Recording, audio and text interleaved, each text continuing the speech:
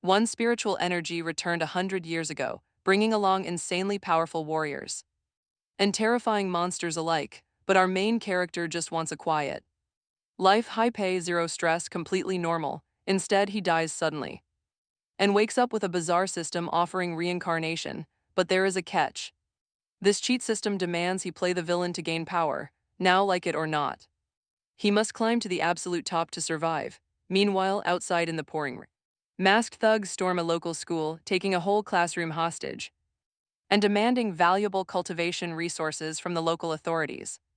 As ransom, with the spiritual association staying dead silent, a brave student named Aha prepares to fight back, but Lin Luan stops him, warning that these masked freaks are highly dangerous. Yet another desperate group of teenagers charges the attackers. The lead terrorist instantly unleashes his overwhelming, monstrous aura, sending the crowd into a total panic. His partner tries to hold him back, but the brute slams a student down, crushing him instantly. Blood splatters across the floor, and the terrified students completely lose their minds and scatter as the thugs block the exits to trap the remaining kids. Lin Luan whispers to Aha that this is their window to slip away. Unfortunately, the others are not quick enough to make it out. The brutal scene triggers a bitter, buried memory from Lin Luan's childhood. Years ago, angry parents screamed at him for saving himself with a life ring, while their own children were left stranded in the middle of a freezing lake. His mother was forced to apologize, even though passing spiritual warriors saved everyone anyway. He never understood why he faced all that blame. The flotation ring was tiny. If they all piled on, everyone would have drowned. He still wonders if choosing survival is truly a crime. Shaking off the past, Lin Luan tells Aha to ignore the rest and run. They reach the exit, but Lin Luan spots a shadowy figure sitting on a branch outside. The stranger observes the chaos, then strikes with blinding speed, drop-kicking one of the thugs instantly. Lin Luan grins and points out to Aha that a real high-level savior has finally arrived to rescue them. This is Jai Feng, a rising 4-star warrior famous for his lightning-quick movements, blitzing through the crowd and dropping 2 more enemies easily. Lin Luan is seriously impressed.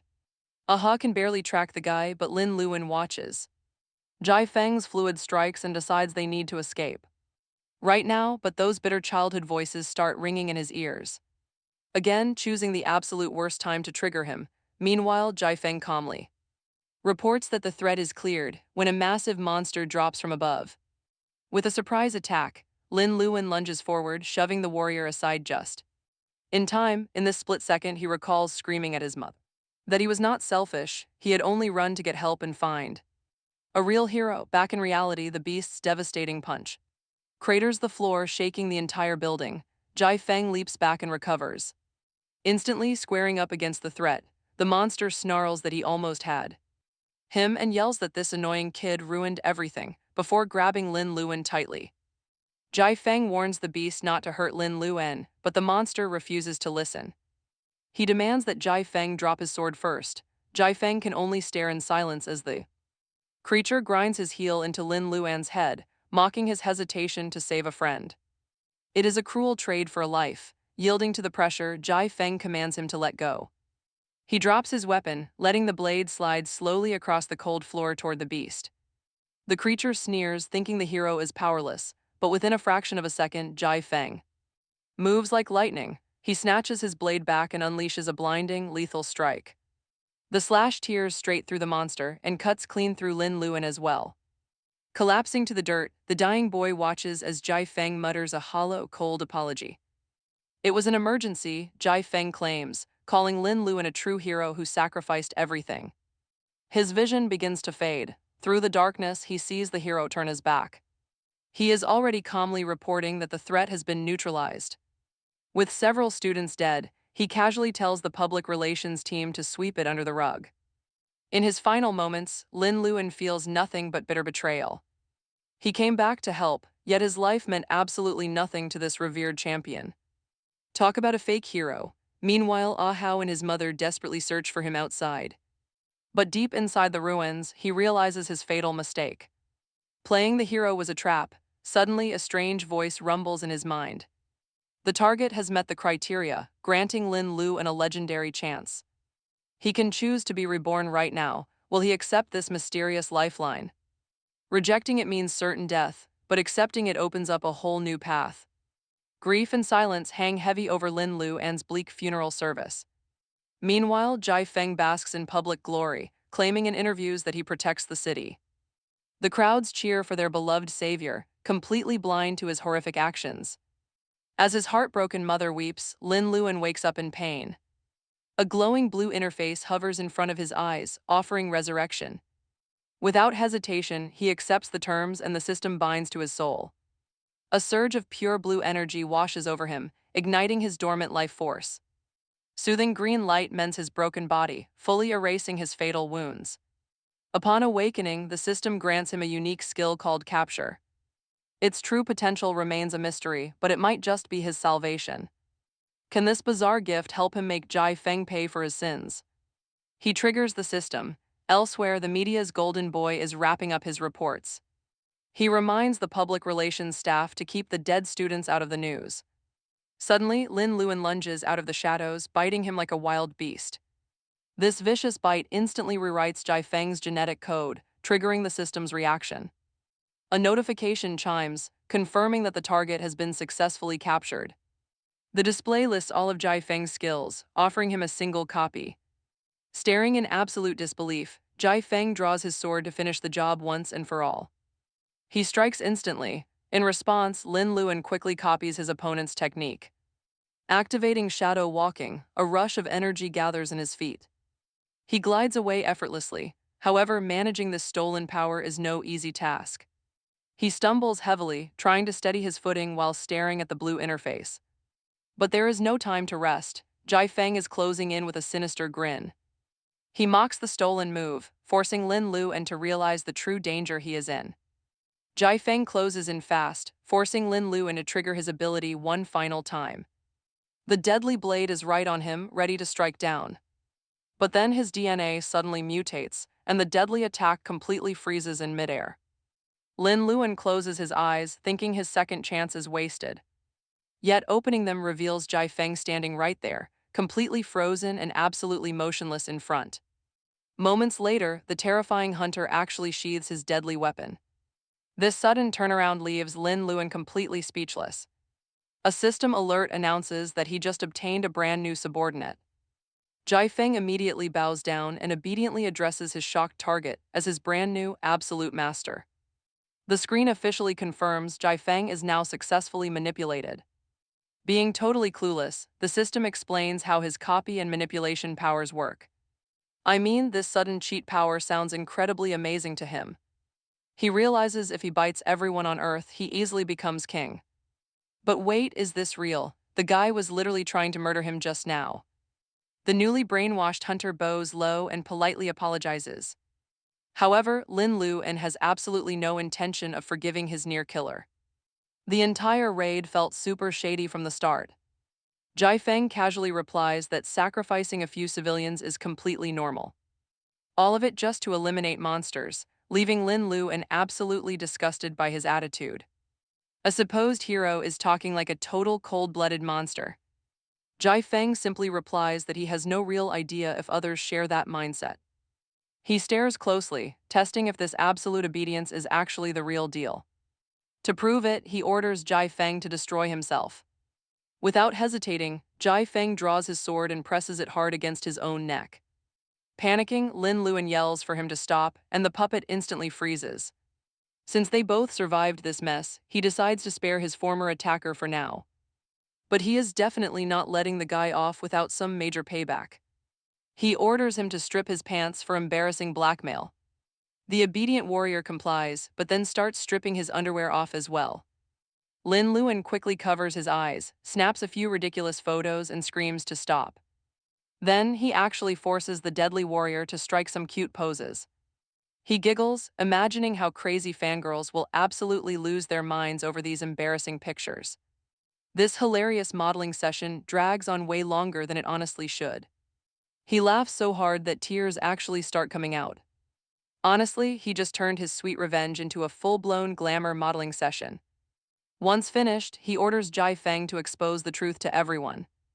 But right then, a young woman suddenly walks right in looking for the famous warrior.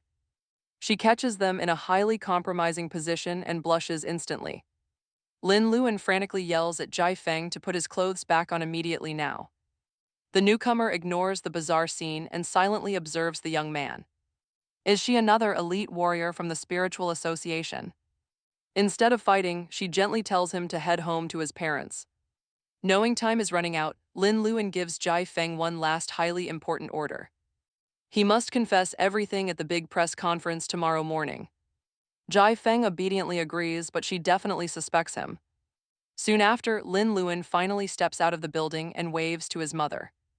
Ahao and his mother immediately run over to him, frantically asking about the blood staining his clothes, but Lin Luan reassures them he is fine, even feeling pretty great. Meanwhile, over at the Spiritual Association headquarters, a young woman suddenly stops Jai Feng. She urges him to wait, making it clear that they need to have a serious talk. Just then, an agent interrupts to warn them the press conference starts in 10 minutes. With that, they are left completely alone. She instantly asks about the guy from last night. Specifically, whether he was really just a fan, but Jai Feng snaps that it is none of her business.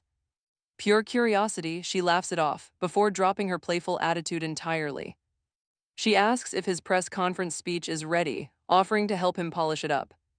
Meanwhile, back in his classroom, Lin Luan pulls up his glowing system screen. He is shocked to find that using his capture ability costs 50 points. With no clue how to earn points, his stomach suddenly lets out a loud growl. Deciding to put the mystery aside, he realizes he is constantly starving lately. Ever since copying Jai Feng's physical abilities, his enhanced body burns through energy like crazy. Ahao desperately tries to warn his distracted friend, but it is already far too late. The teacher delivers a sharp smack to his head, demanding he read Newton's famous quotes. Caught completely off guard, Lin Luan admits his mind is still trapped in last night's terror. He confesses that the horrific monster attack has left him completely on edge. But the teacher dismisses his anxiety, calling last night a mere freak accident. She assures the class that spiritual warriors are actively patrolling the streets right now. Yet Lin Luan is not buying it, not even close. He questions if it really was an accident. Their school usually has heavy security, yet the monsters struck perfectly between shift changes. They perfectly timed their strike during the brief gap between guard shifts. That means the beasts knew their schedule, but how is that even possible? The school only finalizes those shifts a single day in advance. And only a select few teachers in the academic affairs office can access them. Before the teacher can answer, a green-haired student suddenly cuts in with a sneer. He accuses Lin Luan of suggesting the school staff worked directly with the monsters. Lin Luan quickly tries to explain to Wang Tanhao that he meant no such thing. But the annoying green-haired guy keeps shouting him down, refusing to listen. Losing patience, the teacher smacks Lin Luan again, reminding him this is a physics class. She barks at him to go stand at the back of the room, now. His classmates snicker as he trudges to the back, but then his system chimes. Surprisingly, he receives 1 point for making Zhu Deong feel sick through slander. Once class ends, Ahao walks over to check on his exhausted and aching friend. Just then, the green-haired jerk and his smug friends swagger over to mock him. He boasts that if he had not been absent during the attack, he would have saved everyone. While glaring at Lin Luan, he loudly proclaims his own heroic courage. Sneering, he claims he would never abandon his classmates like a coward. According to him, Lin Luan ran away that night without a care. Instantly, the rest of the class chimes in, calling him incredibly selfish. But then, a completely unexpected notification pops up from his strange system. He just gained 10 points for making his classmates sick with anger. This bizarre reward leaves him completely stunned, while Ahao tries to step in. But the grass-haired guy snaps that he is only telling the truth. He tells Ahao to back off. Ahao warns him to take those words back right now. But the bully stands up, boldly declaring himself the strongest fighter in school. Then, suddenly, bam, a sharp slap cracks across his face, leaving the entire classroom frozen in shock. A bright red handprint marks his cheek. Best of all, Lin Luan earns 5 more points. He got those points just for hitting the grass head. At that moment, Lin Luan realizes the shocking truth: he only earns points by offending people. What a completely broken system. Lin Luan starts to wonder if he has to become a bad guy just to grow strong. This system feels more like some kind of guilty pleasure game. Other main characters with cheat systems get stronger by showing off or spending cash. But his own system is different. It is basically forcing him to act like a real villain. While he is still completely lost in thought, a sudden heavy chill fills the room. He looks up to find the massive, angry grass-haired bully staring directly at him. Lin Luan quickly tries to explain, but Wang Tianhao is not looking for excuses. He immediately lunges forward to attack, but Lin Luan uses shadow walking to dodge, insisting that the slap was an absolute accident and he never meant to strike him. That only makes the grass-haired guy angrier. He thinks Lin Luan is just mocking him. To end this quickly, he unleashes his family's ultimate move, the thunder-cracking palm. His own friends yell at him to calm down, but it is already too late. Lin Luan has already slipped completely out of the room without a single soul noticing. Over one slap, seriously, his ego must be on absolute life support. Sometime later, Lin Luan sends a quick text to Ahao telling him where to meet. Ahao finds him hiding out at the buffet restaurant right behind the school. He is stuffing his face, completely unbothered by the fact that he is currently wanted. Ahao cannot believe his friend is still eating while an angry bully is hunting him down. Lin Luan just shrugs, saying he is starving and never intended to hit the guy anyway. Of course, he actually did it on purpose just to test his new system. Nearby, a waitress whispers to the owner about how much food he is eating. The system immediately rewards him with 1 point for looking incredibly greedy to others. Ahao sits down, explaining that while the grass-haired guy is definitely a jerk, he rarely goes after people without some kind of real excuse. And now, Lin Luan has given him the absolute perfect reason to beat him up. Lin Luan admits he is not planning to hide forever. After all, the weekend is tomorrow. He can just go straight home after class, but Ahao quickly reminds him of something. Wang Tianhao is from a rich family loaded with highly valuable spiritual potions. Sooner or later, he is guaranteed to become a powerful spiritual warrior. Lin Luan cannot run from him forever. That gives Ahao a pretty brilliant idea. He thinks Lin Luan should train to become a spiritual warrior himself. Lin Luan rejects the idea, but Ahao keeps pushing, saying his friend is already strong. He even offers for his family to help buy the necessary spiritual potions. Cutting him off quickly, the young man tells his friend not to bring money into this. It is a pretty hilarious statement, considering Ahao is paying for his meal. Pointing out the facts, he notes that even a low-grade gene potion is incredibly expensive. There is simply no way he can let Ahao's father spend that kind of money. The truth is, he just wants to preserve some of his own pride. After himself first, Ahao gives up trying to convince him, and then Luan remembers the live press conference and asks the owner for the TV remote. The owner refuses, so Lin Luan threatens to order 2 more roast chickens unless he hands it over, scoring another system point for making. The owner mad, he finally grabs the remote and switches on the press conference covering the monster attack. Lin Luan waits to see what Jai Feng is going to say about the incident. The anchor welcomes Jai Feng as cameras flash, but the person who steps out is the same young woman from before. She tells the public that Jai Feng cannot attend because he suffered severe injuries while trying to protect the students and just now his wounds reopened, so he had to be rushed to the hospital for emergency treatment. The public is shocked by the news, and so are Ahao and Lin Luan, especially since they both know what really happened at the scene. Then Lin Luan's system suddenly informs him that his subordinate Jai Feng is dead. He is stunned. Seriously, how is this possible when right now on TV the young woman is still telling the press that Jai Feng may not appear in public? Again for now, Lin Luan immediately realizes she is lying, and Jai Feng gets eliminated because he is about to reveal the truth about the spiritual association. Lin Luan paces around his room, whispering to himself that his identity is secure. That dark night was bloody and messy. On top of that, he never gave that woman his name, so there is no way she can identify him. He keeps reassuring himself that even if she does find him, he can just deny everything. Still, he knows that bizarre biting power is way too dangerous. If anyone from the spiritual association finds out about it, he will probably get quietly taken out, just like Jai Feng. From now on, he has to be careful, as if that is not enough, it is Monday, which means he also has to deal with that green-haired guy again, thinking about all that makes him feel like life is pure suffering, so he goes looking for food, but in the process he startles his mother. She panics the moment she sees him and hurriedly says she will make him something to eat right. Now, Lin Luan notices she is acting strangely. But before he can ask, a sharp knock rattles the door. He goes to answer it and finds a neighbor asking how much money his mother invested. Lin Luan has no idea what she is talking about.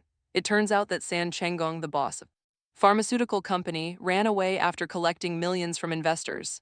The high-grade spiritual crystals he promised them all turn out to be low-quality junk. In other words, the whole thing is a massive scam, and now people are protesting. Lin Luan watches the news with the two women, and the neighbor reveals that his mother put in $15,000, which is his late father's pension. Lin Luan immediately tries to comfort his crying mother, but the neighbor starts slapping herself and blaming herself for telling her about spiritual potions in the first place. She tells Lin Luan not to blame his mother because when he was the last one out of the hostage incident, she was terrified for him. She only wanted to buy potions for her son so that at least next time he could run faster. Hearing that catches Lin Luan completely off guard. The visiting auntie keeps comforting his mother, suggesting that maybe they can still claw their money back since the street protests are growing.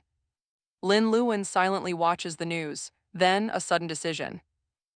His mother immediately panics, demanding to know where he is going, so he says he is only going to shoot some hoops with Ah Hao out the door. The house in total silence, cold and determined, at the protest site. Lin Luan uses shadow walking to slip into the locked building.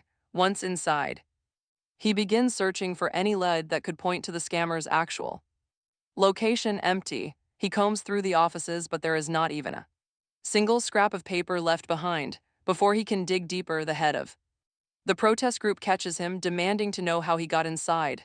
Lin Luan recognizes the man and lies that he slipped through the open back door because he wants to help hunt down clues the fraudsters left behind. He accepts it, but the system suddenly alerts Lin Luan that he just earned 1 point for making Lu Ban feel physically sick. The system confirms the penalty, 1 point earned for making Lu Ban sick. Lin Luan accidentally speaks the man's name aloud, prompting Lu Ban to ask how he knows him. Lin Luan wonders why the man gets sick just from hearing an offer of help. Shifting tactics, he asks how Lu Ban got inside himself. Lu Ban claims he also sneaked through the back to search for clues. Lin Luan senses the growing suspicion, so he pivots and starts loudly cursing the scammers instead. Sure enough, the system rewards him with 2 more points for Lu Ban's sickness. Now Lin Luan drops the bomb, declaring that Lu Ban is working directly for San Chenggong, rattling the man completely and earning 2 more points. Lin Luan pushes, calling him a scammer who is only pretending to be a victim. Lu Ban desperately tries to explain that he organized the protests, but suddenly Lin Luan appears behind him. The system alerts him that he has one capture ability ready. Without hesitation, Lin Luan bites down hard. Lu Ban's blood cells begin to crack. As the system analyzes his powers, Lin Luan discovers that this fraudster has a perfect level of acting, wondering why he never went into theater instead of crime. Lu Ban quickly leaps back, completely shocked, and starts screaming about how crazy this is. He even threatens a lawsuit for assault and mental distress. He is absolutely furious, but by then the capture timer expires. He instantly turns obedient, addressing Lin Luan as master. Lin Luan immediately asks why he is pretending to be a victim. Lu Ban explains there are 3 main benefits to the act. First, he gets real-time updates on the protest's progress instantly. Second, as leader, he can pacify the angry crowd before things get out of hand. Third, once they trust him, he can easily scam them a second time. Lin Luan curses him, telling him he should write a guidebook. Lu Ban eagerly offers to start writing, but Lin Luan cuts him off, ordering him to lead the way to San Chenggong. Inside a lavish VIP suite at the Yaokai Hotel, San Chenggong proudly flaunts a glowing spiritual crystal, refusing to let the girl touch it, warning that is completely useless to her, boasting that this exact crystal is what made him filthy rich. The woman laughs in his face, calling him cheap even for a scammer, before asking if he is not worried about getting caught, but the ugly crook just smiles, confidently claiming that people never hold onto grudges for long. In just 2 weeks, everyone will completely forget about him, allowing him to easily set up shop again. Plus, he has 6 strong guards backing him up, making him absolutely sure those peasants can never touch a single hair on his head. Meanwhile, Liu Ben leads Lin Lu Wan straight to the room where the guards are waiting. The moment Lin Lu Wan steps inside, the men quickly surround him, but Liu Ben waves them off and brings him right to San Cheng Gong. Lin Lu Wan glares at the fraud, picturing his poor mother's weeping face back home.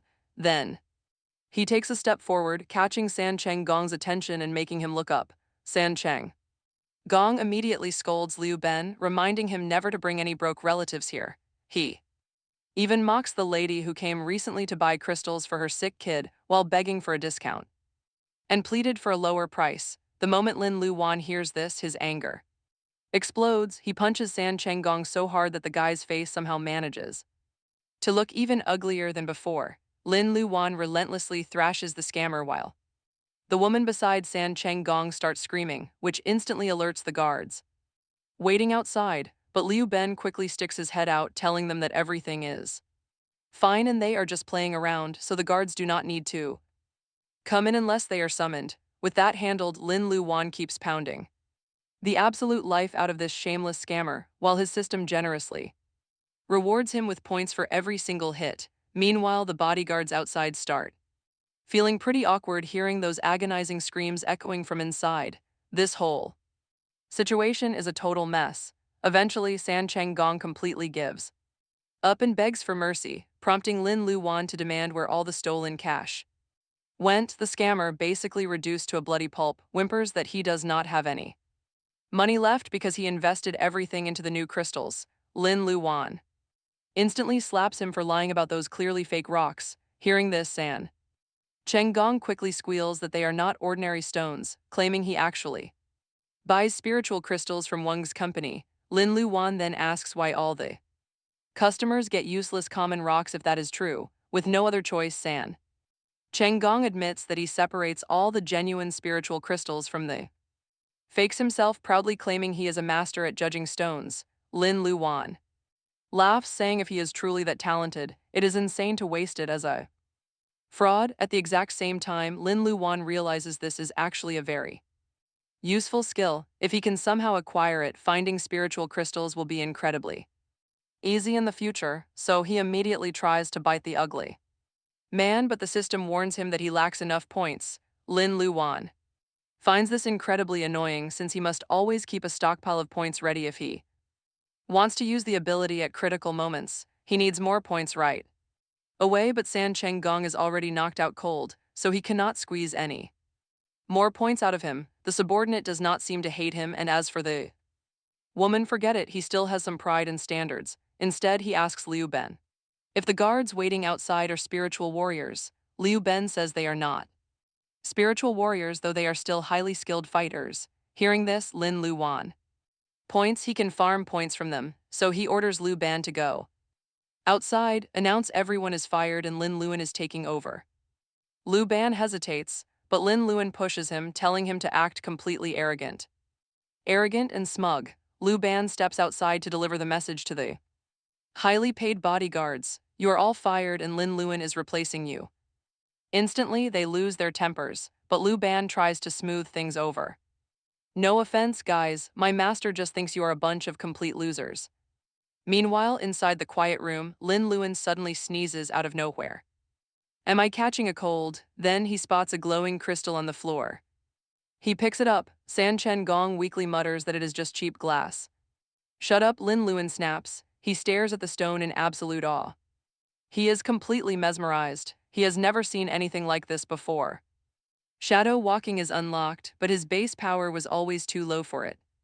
But now, just holding this crystal makes him feel incredibly energized. And since he is starving, his mind plays a wild trick on him. The shiny crystal suddenly looks like a juicy drumstick after 7 days without food. So no second thoughts, he pops the whole thing into his mouth and swallows. San Chen Gong screams over his $24,000, but Lin Luan ignores him. Explosion, a massive wave of energy detonates straight through his entire body. Power overflows. Instantly, Lin Luan realizes that these crystals are amazing. Suddenly, the door slams open. The angry security guards barge back inside. They demand to know who was talking trash. Cheetah Security is a legendary company, the absolute best protective agency in Wencheng City. Their guys are elite mercenaries, not even a single fly slips past them. And since San Chen Gong deals in risky investments, safety is everything. That is why he pays them a massive fortune to keep him breathing. Yet somehow, every single one of those tough mercenaries is now flat on the floor. Total shock, San Chen Gong cannot believe his eyes. Meanwhile, Lu Ban cheers. Lin Luan feels it too. His new strength is actually pretty terrifying. Shadow walking was meant for speed, but the raw physical impact is insane. It delivers a punch that no normal human could ever hope to survive. Plenty of points secured, Lin Luan slowly turns toward the trembling boss. Are you a spiritual warrior? San Chen Gong stammers, but Lin Luan shrugs. He has no idea, but he is definitely the guy's worst nightmare. The terrified target shrinks back as Lin Luan slowly closes the distance. He looks just like a creepy monster straight out of a horror flick.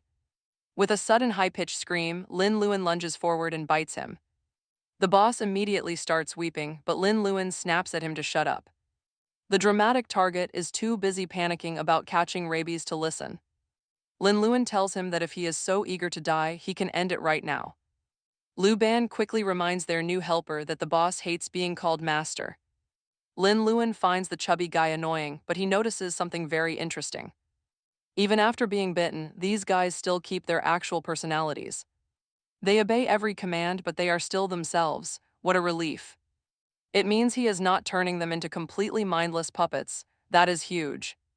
First, he gets San Cheng Gong's stone assessing ability, though it is only middle tier. But then, his system suddenly starts flooding with an insane amount of points. People absolutely despise San Cheng Gong after getting scammed by him. The numbers climb so incredibly fast that even Lin Luan gets a little spooked. When the points finally stop coming in, he is shocked to see over 1,000. This is huge. He realizes he can harvest points from people hating his subordinates too. That sudden realization immediately puts our main character in a fantastic mood. He happily dubs the chubby scammer his new cash cow. Still, there is a catch. San Cheng Gong has ripped off way too many people, so Lin Luan decides he deserves another slap. Right after that, he orders both San Cheng Gong and Lu Ban to pay back. They need to compensate every single person they cheated, and they have exactly 3 months. Next, he asks about the shady company supplying those fake crystals. He asks if they are in on the scam, and the fatty confirms it.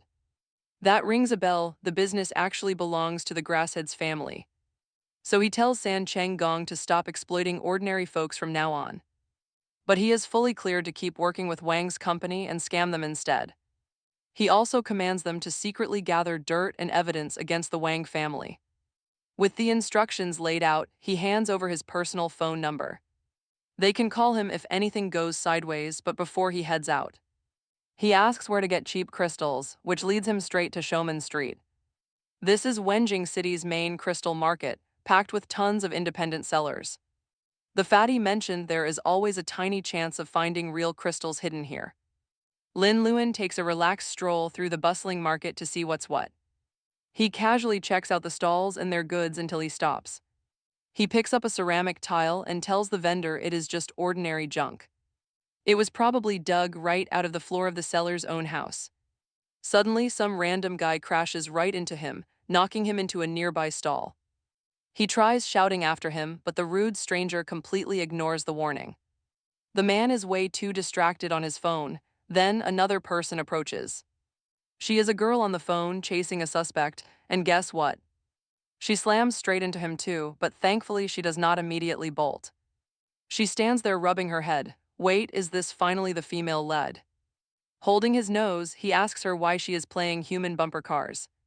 She mumbles a quick apology and dashes off after the guy who bumped him first. Right then, the target transforms into a massive beast and begins wrecking things. Chaos erupts as the beast tries to flee, while the girl helps nearby bystanders. He notices the monster can grow into a giant, which looks incredibly familiar. It instantly brings back dark memories of that whole nightmare at the school. He still has no idea how these creatures keep tracking the spiritual warrior's shifts. Suddenly, a massive, muscular guy with a scarred eye appears out of nowhere. He starts barking orders at his men to seal off every single exit. Lin Luan immediately recognizes him as Wang Man, famously known as the Thunder Tiger. He is also the uncle of Wang Tianhao, who loves bragging about him. He always boasted about having a 5-star spiritual warrior in the family. And now here he stands. Lin Luan can't help but suspect this family. Everywhere he goes, trouble follows. Wang Man leaps onto a rooftop, scanning the street. A quick sniff, he locks onto his fleeing target and snorts. He takes his stance and charges forward like a quick flash of lightning. The terrified runner desperately tries to dodge, but there is absolutely no outrunning him. A brutal blow, the heavy impact blasts the man clean off his feet. He crashes straight through 2 solid walls, collapsing violently into broken rubble. Coughing up fresh blood, the broken man begs for mercy, promising absolute silence. But Wang Man just sneers at him, declaring that only a dead man can truly keep secrets. He demands answers, promising his corpse will stay complete if he talks. Negotiations fail. Wang Man has absolutely zero patience left for his games. He warns him that he will get the information either way, talking or not. Cornered, the fugitive mutates into a hideous, terrifying beast and lunges forward. Unfazed, Wang Man gathers crackling lightning and obliterates the monster instantly. Silence, Lin Lun silently watches the horror unfold, but suddenly Wang Man turns. He looks directly at his hiding spot, sensing someone nearby. No choice, Lin Lun freezes, immediately realizing he is in deep trouble. Fighting this monster is pure suicide, so his only desperate escape option is a bite. But the system immediately flags the massive, impossible gap in their vitality stats. Actually capturing Wang Man requires a staggering 10,000 system points. Before Lin Lun can even process that ridiculous number, Wang Man is there. Too close, luckily a sudden loud blast nearby briefly distracts the killer. Lin Lun takes immediate advantage of that single split second and bolts. But as he rounds the corner, Wang Man's incredibly sharp eyes spot him. He immediately orders his men to hunt down the monster's accomplice. Lin Lun runs for his life, desperately dodging search parties flooding the area. He ducks into a narrow alleyway, only to find himself staring at a dead end. The hunters are closing in, and the Thunder Tiger is right behind them. Just as he prepares for the worst, hands reach out from the wall. No time, they yank him inside. Seconds later, the guards round the corner. Nothing there, they find absolutely nothing, leaving the confused guards searching. Lin Lion holds his breath, completely invisible to his pursuers. Wang Man eventually calls off the search, assuming the target got away. Only then does Lin Lion see his savior, a girl named Shi Lily. Suddenly, an incredibly angry Wang Man violently punches the exact wall they hide behind. Safe for now, yet their cover somehow holds and the thugs finally leave. Exhaling a sigh of relief, he quickly thanks Shi Lily for saving his life. He asks if she is a spiritual warrior, desperately attempting to warn her. The Thunder Tiger is working with monsters, but she ignores him. She simply tells him to leave the area immediately before vanishing into the shadows. Left alone, he shivers slightly, thinking she is way too cold. Meanwhile, association members manage to track down and arrest the monster's last human accomplice. He is just a low-level guard, weeping hysterically and swearing his innocence. They uncover a massive string of robberies linked to the beasts. This occurred right before the Wencheng Senior High School kidnapping. To hide their tracks, they smuggled crystals inside ordinary minerals. Wang Man listens to the report with an unbothered expression, then Shi Lily steps up. She delivers her summary. Wang Man instantly snaps at her for showing up late. He demands to know if her department always does such sloppy work. Meanwhile, a huge crowd gathers outside. They want to see the recovered crystals. Lin Luan watches them. Wang Man orders Shi Lily to fetch stone experts. She must bring experts from her unit while he guards the loot himself. Something is highly suspicious here. Lin Luan thinks back to the previous events. Shi Lily and Wang Man do not even work in the same department. Sending her away right now leaves him completely alone with the crystals. This is bad, the heavy tension here keeps building by the second. Lin Luan decides to intervene. He activates his master-level acting skill. Pairing that with mid-level stone assessing, he calls out to Shi Lily. Both of them are caught completely off guard, but he keeps playing. He claims he only showed up because she asked him to inspect the crystals. He even flatters the Thunder Tiger, introducing himself as her skilled partner. He immediately gets to work, while Wang Man watches him with deep suspicion. Wang Man asks if he is really with the supervision department. Shi Lily quickly covers for him, and Lin Luan begins his mock analysis. In the right environment, spiritual energy naturally condenses into solid crystals. These rare structures can form inside plants, wild beasts, or minerals. They mostly form in minerals, and true masters judge quality by inspecting them. They observe the vibrant colors and feel the faint power inside. But here is the catch: Lin Luan cannot actually do any of that. He has no way to scan this massive pile of rocks and find crystals. Checking them one by one will take forever, and wasting time is dangerous. If Wang Man realizes he is just a fraud, the game is completely over. He will kick both of them out instantly and take all the crystals. To make matters worse, his current mid-level skill is basically useless here. Thankfully, the system reads his mind and opens the skill upgrade menu. He immediately pushes for an upgrade. Meanwhile, the onlookers start snickering. They mock him for calling himself a master when even veterans struggle. Finding these gems with absolute precision is nearly impossible for amateurs. Wang Man's guards join in, telling him to stop wasting their time. Shi Lily begins to panic, but Lin Luan stays completely unfazed. He keeps his mouth shut. Sensing something is wrong, Wang Man steps forward. He slowly approaches him. That is when Lin Luan snaps at everyone. He tells them to shut up and asks if they can hear a beautiful song. The crowd looks completely baffled, wondering what on earth he is talking about. They assume he is just an empty talker and someone gets annoyed. But Lin Luan is busy marveling at his newly upgraded master-level skill. His senses are incredibly sharp now, and he feels the raw energy flows. Waves of power ripple through the air. Wang Man finally loses his patience. He barks a threat, but Lin Luan shouts right back at his face. He claims that Wang Man's own power is disrupting the energy assessment. Wang Man hesitates, and Lin Luan quickly digs out a crystal. As the sky fades to orange, Lin Luan finally wraps up his report and identifies 32 crystals in total. He marks each one but explains they will have to carry the crystals themselves. He is no warrior. Wang Man grinds his teeth at that, while Shi Lily is already writing. Left with nothing, Wang Man furiously orders his men to move the crystals. Later, Lin Luan warns Shi Lily about the Thunder Tiger. He is obviously trying to get rid of her to keep the loot for himself. He also shares everything he has uncovered about Wang Man working directly with the monsters. Shi Lily asks if he has solid proof, but Lin Luan tells her to run the investigation herself since she belongs to the supervision department. Shi Lily explains that Wang Man heads Group 9 in the Monster Inspection Association, so they cannot just go after him based on rumor alone. She tells Lin Luan to drop it for now since they are completely powerless. The guy is still brooding over this when Shi Lily suddenly catches him off guard. She is asking for his phone number and address. Just like that, his imagination starts going wild. He gets giddy, convinced she wants to ask him out on a date because she definitely has a crush on him. Because of that, he decides to give his school address. It would be pretty bad if his mom found out about a girl. He is just a student after all, so he needs to focus on his studies. Shi Lily instantly reads his stupid expression. Seeing right through his wild fantasies, she quickly explains that the association rewards people who help solve cases. Lin Luan instantly feels incredibly awkward. He stammers that he does not need money for just helping others. But then he immediately backtracks, saying if she really insists on giving him a prize, he won't say no. He claims he does not want cash.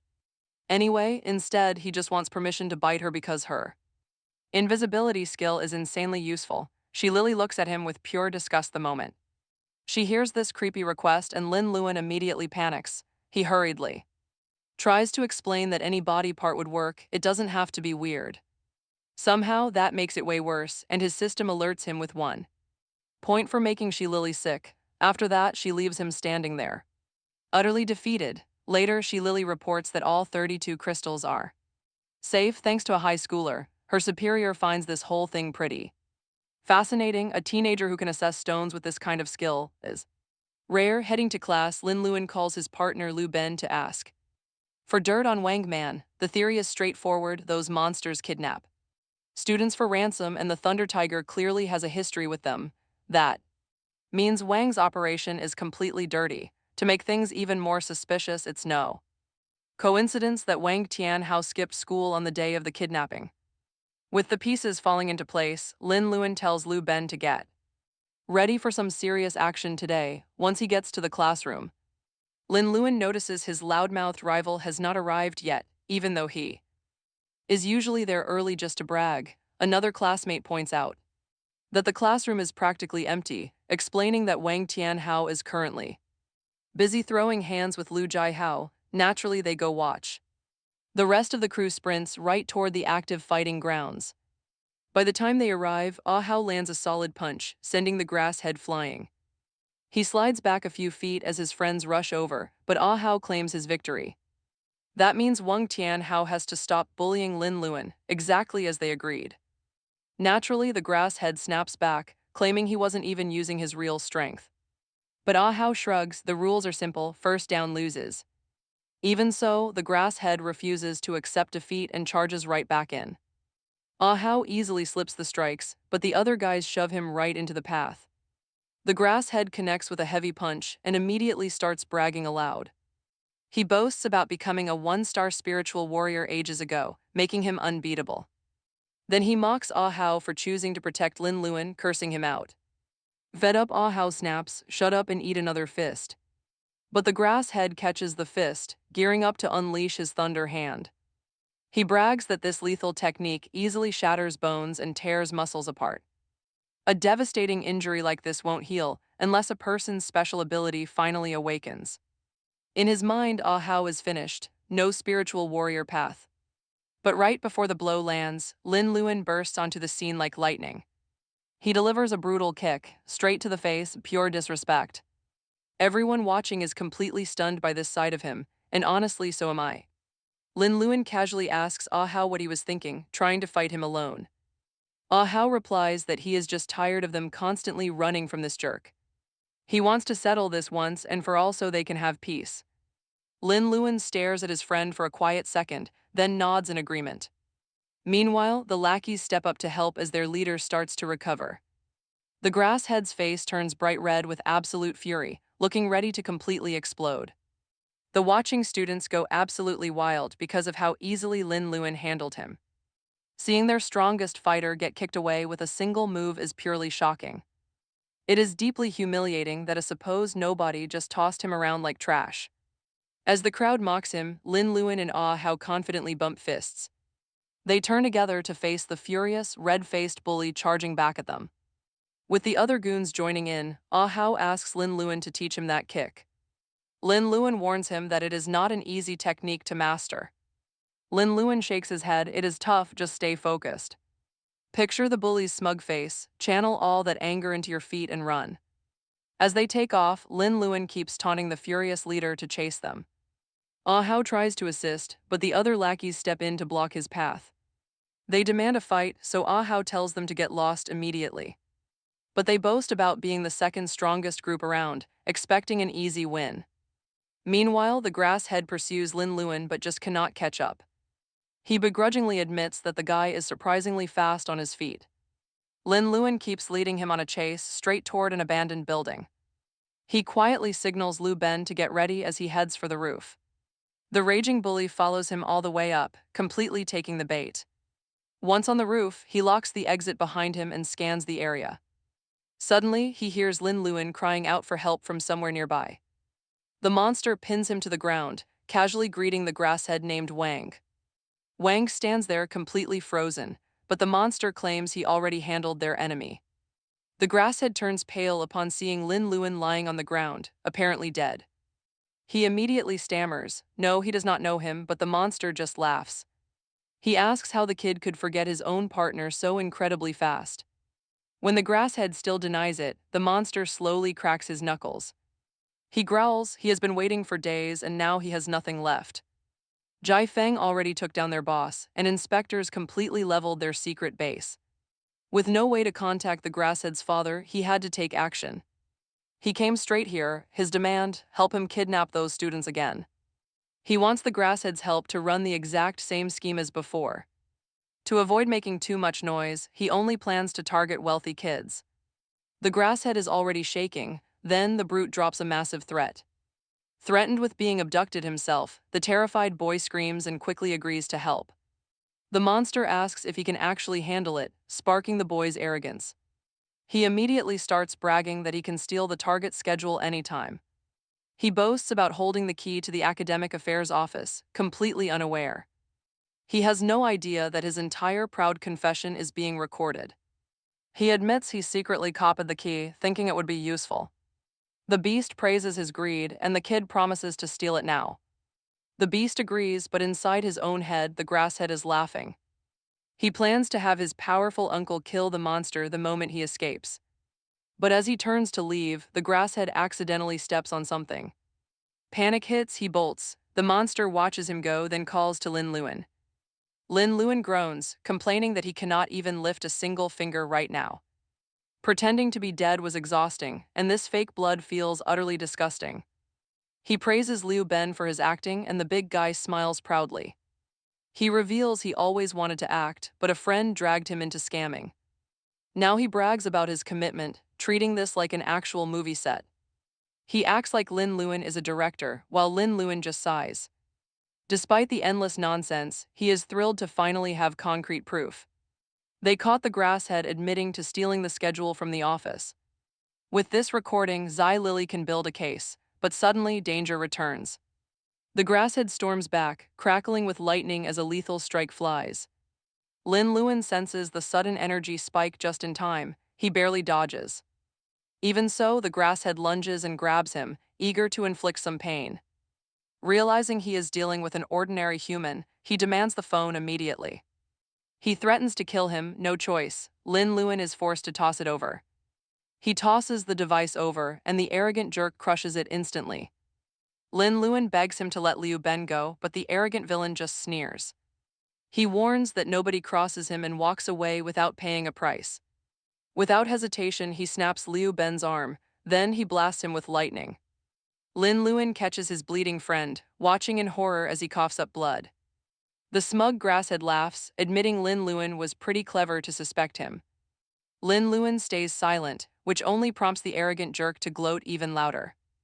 It doesn't even matter if Lin Luan knows the truth now, so he openly starts. Confessing everything, his family works with monsters and is involved in. He was even the one who gave his father the idea to steal the schedule, letting monsters avoid the patrolling spiritual warriors.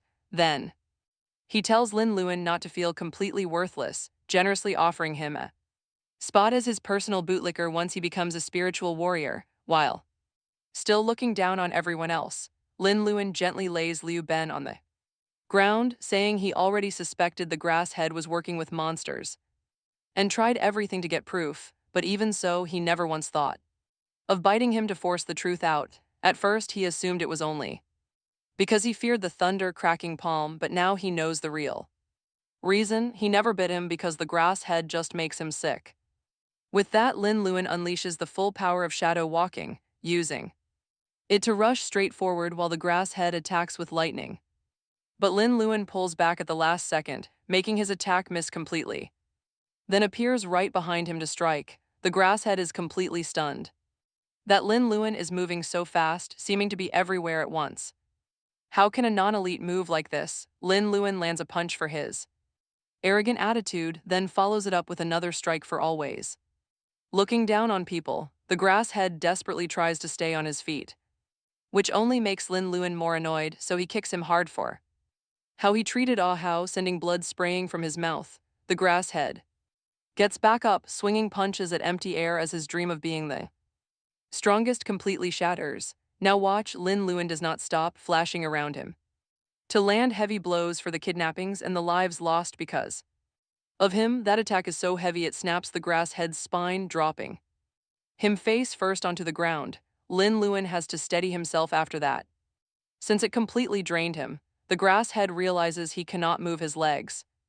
And Lin Luan explains that a fractured spine cannot heal unless someone has awakened first, even if he walks again one day his road to becoming a spiritual warrior is completely over. The grass head panics and threatens to wipe out Lin Luan's entire family, but Lin Luan only looks down on him, telling him to go ahead. He already recorded everything on his phone, so the entire Wang family is in deep trouble. Right after that, he sends the evidence straight to Shilili. Meanwhile, Ah Hao also beats his bullies to a bloody pulp, leaving the school shocked. Even so, he still worries about Lin Luan. 2 weeks later, Lin Luan hears from Shilili that the Wang group is finished entirely because of his evidence. The grass head is sent to juvenile detention, and with his crippled legs, he can no longer train. Still, Wang Man had no direct ties to their activities, so he escapes punishment. Lin Luan argues that Wang Man still killed someone, but Shilili explains he was just eliminating an attacker, which is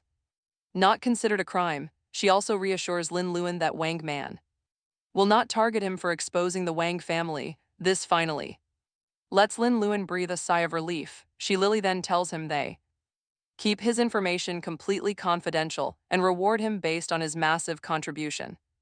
Just like that, the case officially wraps up. Later, Shilili reports back to her mentor, who finds Lin Luan pretty intriguing.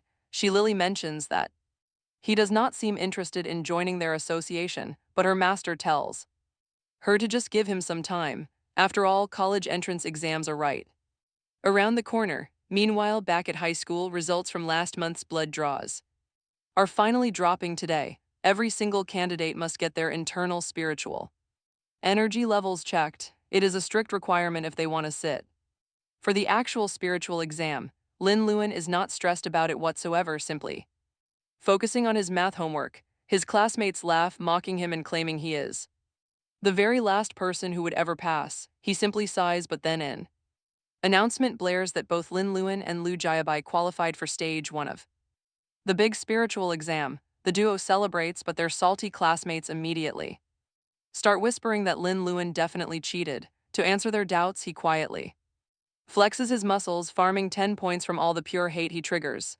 Petty points are still points, and his system is absolutely loving the free feast. When the two friends make it to the courtyard, they spot 3 other candidates waiting for them. That makes 5 qualifiers in total this year. For a third-rate school, that is a huge deal, considering only 1 or 2 qualified last year. Ahao explains that this current lineup is actually quite well-rounded, featuring the meathead Chen Daoji, the quiet genius Ryuan Lushi, and the brilliant creator Lin Se. They quickly swap introductions and celebrate their shared success, but soon they wonder where their actual instructor is hiding. Right on cue, the heavy gate swings open and a sleek black cat struts inside, followed by a mysterious guy decked out in full ninja gear. Looking over his fresh rookies, he decides it is best to crush them right now, immediately commanding his cat Wu to strike. Lin Luan instantly senses the spiritual pressure, realizing that this normal-looking feline is a powerful spirit beast. As the beast pounces, Lin Luan instinctively whips out his smartphone, ready to report another wild villain, but the ninja suddenly teleports right before his face, warning him that calling the authorities is strictly forbidden. Then he activates a round stone to summon his signature weapon, which turns out to be a massive calligraphy brush, and begins aggressively targeting Lin Luan. The young man is in a major bind, so he tries to trigger his copy skill, but the system warns him that copying requires 10,000 points because the enemy's strength vastly exceeds his own. Staring at that impossible number, Lin Luan feels the exact same dread he felt against Wang Man. Talk about a reality check. Winning a head-on clash here is totally out of the question. He quickly shouts at Lin Se to buy some time. Lin Se yells at everyone to split up and run while using their phones to call for help. However, the ninja barks that doing so breaks exam rules, so he will not let them make a single call. He sweeps the 3 boys aside in a flash while the agile cat targets the girl. Lin Luan instantly teleports right beside the beast and tries to kick it away like a soccer ball, but the feline easily dodges. The pro is quite impressed by his rapid reaction, but claims no single student can take down Wu Wu alone. Lin Luan repeatedly repositions with shadow walking, but the beast is not a fraction slower than his pace. Making matters worse, Lin Luan only possesses evasion moves, and without any real attack skills, getting caught by that cat means game over. Escaping alone would be easy, but he is too worried about Aha to flee. So he changes direction, charging straight at the beast to take control of it. He wants to turn it against the masked ninja, who instantly notices his plan. The ninja barks in order to stop, but by then it is already too late. Lin Luan grabs the paw and activates Absorb, but the system demands 1,000 points.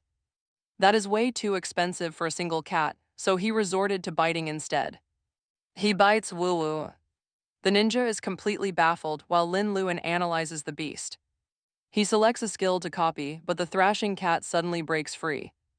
Lin Luan still needs 5 more seconds before he can fully take control. Just as the cat starts to transform, the masked man tells Woo Woo to halt. Woo Woo instantly obeys his command, shrinking right back into a cute, harmless little form. Next, the masked man calls a truce and pulls off his disguise. He explains it was just a little test of their skills that got out of hand. Smiling, he apologizes to his junior brothers and junior sister for the trouble. The headmaster introduces the man as their respected senior, Gu Yunshao. He returned to the academy specifically to guide them through their training. 4 of the 5 students immediately lose their minds and start fangirling. Meanwhile, Lin Luan stands there completely clueless, earning a swift smack from Aha. She cannot believe his ignorance because this guest is their school's absolute greatest graduate. Aha quickly explains that Gu Yunshao is a legendary figure in their world. He is currently leading one of the 9 elite teams in the association. He is also a highly respected 5-star spiritual warrior with incredible power. He once wiped out an entire gang of dangerous assailants all by himself. And get this, there were over 6 of them, absolute beast. He has cracked countless cases that everyone else deemed completely impossible to solve. Put simply, he is the ultimate slayer of assailants. Honestly, the guy is a legend. His spiritual power manifests as a massive figure standing 10 meters tall. It holds a soul-hooking pen in one hand and a life-and-death book in the other. Aha thinks he is incredibly cool, while Ryuan Liuoshi is swooning over his looks. The squad keeps showering him with praise while Lin Luan just nods along. He just pretends to understand. Gu Yunshao tells them to relax. He asks them to drop the formalities and just treat him like a normal senior. Having all 5 qualify is actually the best result in their academy's entire history. That is exactly why the headmaster practically begged him to come back and coach them. With the second round of exams just 2 weeks away, he wants to know their confidence level. The other 4 immediately stand at attention and shout their agreement with massive energy. Meanwhile, Lin Luan just watches their dramatic display from the side. Gu Yunshao praises their passion, agreeing that this new generation has serious potential. Right then, Wu Wu wanders over and starts rubbing against Lin Luan's leg. Gu Yunshao smiles, assuming his pet must have taken a liking to him. Soon, the group heads back to the classroom to begin their official preparation. Gu Yunshao kicks off their first unit with the absolute basics of spiritual cultivation. He starts explaining the most common ways to classify a warrior's power levels. This star system is based entirely on how a cultivator manipulates their spiritual energy. A How excitedly chimes in, since Gu Yunzio has a 5-star move, barely anyone can beat him. But Gu Yunzio stops him. It is a massive mistake to judge strength purely by star ratings, since those levels mostly just measure motion techniques. To make things clear, he brings up a key example. He points to Wang Man, one of the 9 elite group leaders in the association. Wang Man uses lightning, which technically sits between 2-star motion and 3-star materialization. But because he honed that lightning power to its absolute peak, a single palm strike can literally trigger landslides and shatter the solid earth. He admits it, he would probably lose. Even with his fancy transformation, he has 0 confidence he would win. Sure, the textbooks say Wang Man only ranks around 3 stars. But the entire world already recognizes him as a 5-star powerhouse. This is exactly why Gu Yunzio urges them not to get obsessed with those rigid star levels. Instead, they should master their own power. For now, he explains, they only need to master 2 core basics. So-called absorption means pulling spiritual energy directly into the human body. An ordinary human body is pretty terrible at holding that power. Even when a beginner manages it, the absorbed amount is incredibly small. Just like a newborn baby who can only digest milk at first. The only way to push that limit is grueling training, which makes Lin Luan ask if they can just swallow a raw spiritual crystal directly instead. No way, Gu Yunzio warns that would be suicide. The overwhelming rush of spiritual energy would literally make their bodies explode. He admits that even with his high cultivation level, he would not dare try it. Lin Luan freezes. He starts wondering if his own body completely bypasses these rules thanks to the cheat system bound to him. Gu Yunzio barely notices and moves right along to the concept of two-star motion. This is all about channeling that absorbed energy to supercharge your muscles and push your physical limits far beyond what a normal human can do. In theory, you can strengthen everything, but most fighters focus on specific parts. To get faster results, Lin Luan immediately connects the dots, realizing his blood-congested gigantic skill and shadow walking are both two-star moves. Gu Yunzio then drops some great news. Over the next 2 weeks, they are going to burn through a massive mountain of expensive spiritual potions.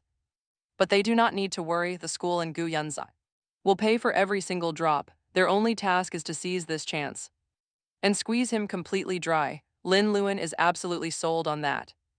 But as the lecture wraps up, Gu Yunzio leaves them with one question. Are they ready for hell? The grueling training officially begins. Under Gu Yunzio's brutal guidance, they push their bodies to total exhaustion, chug down potions to recover, and immediately start the whole cycle again. During a mountain run, Gu Yunzio demands they reach the top within 30 minutes. If they fail, they will have to hold a plank for a full hour. Lin Luan. He is totally drained and cannot even use his shadow walking skill anymore. But when Ah Hao tries to pass him, he somehow digs deep for a second wind. He starts racing him anyway. Honestly, competitive stupidity is a pretty powerful fuel source. After they reach the peak, the two of them instantly start arguing over who won, both claiming their bangs crossed the line first. While taking a breather, Ah Hao points out how much Lin Luan has improved in just 1 month, even though he keeps claiming he does not want to become a spiritual warrior. Lin Luan explains that wanting to win and get stronger is not the exact same thing as actually choosing to become a professional spiritual warrior. Honestly, he is still not sure if he even wants to walk down that path. Ah Hao has absolutely no clue what he means, so Lin Luan spells it out. To him, getting admitted into the spiritual association is essentially like putting yourself under their direct control. But before he can explain, the rest of the exhausted group finally drags themselves up to the peak as well. But Gu Yunxiao announces they are 3 minutes late according to his rules, meaning they have to hold a plank for 1 full hour. Everyone is completely miserable.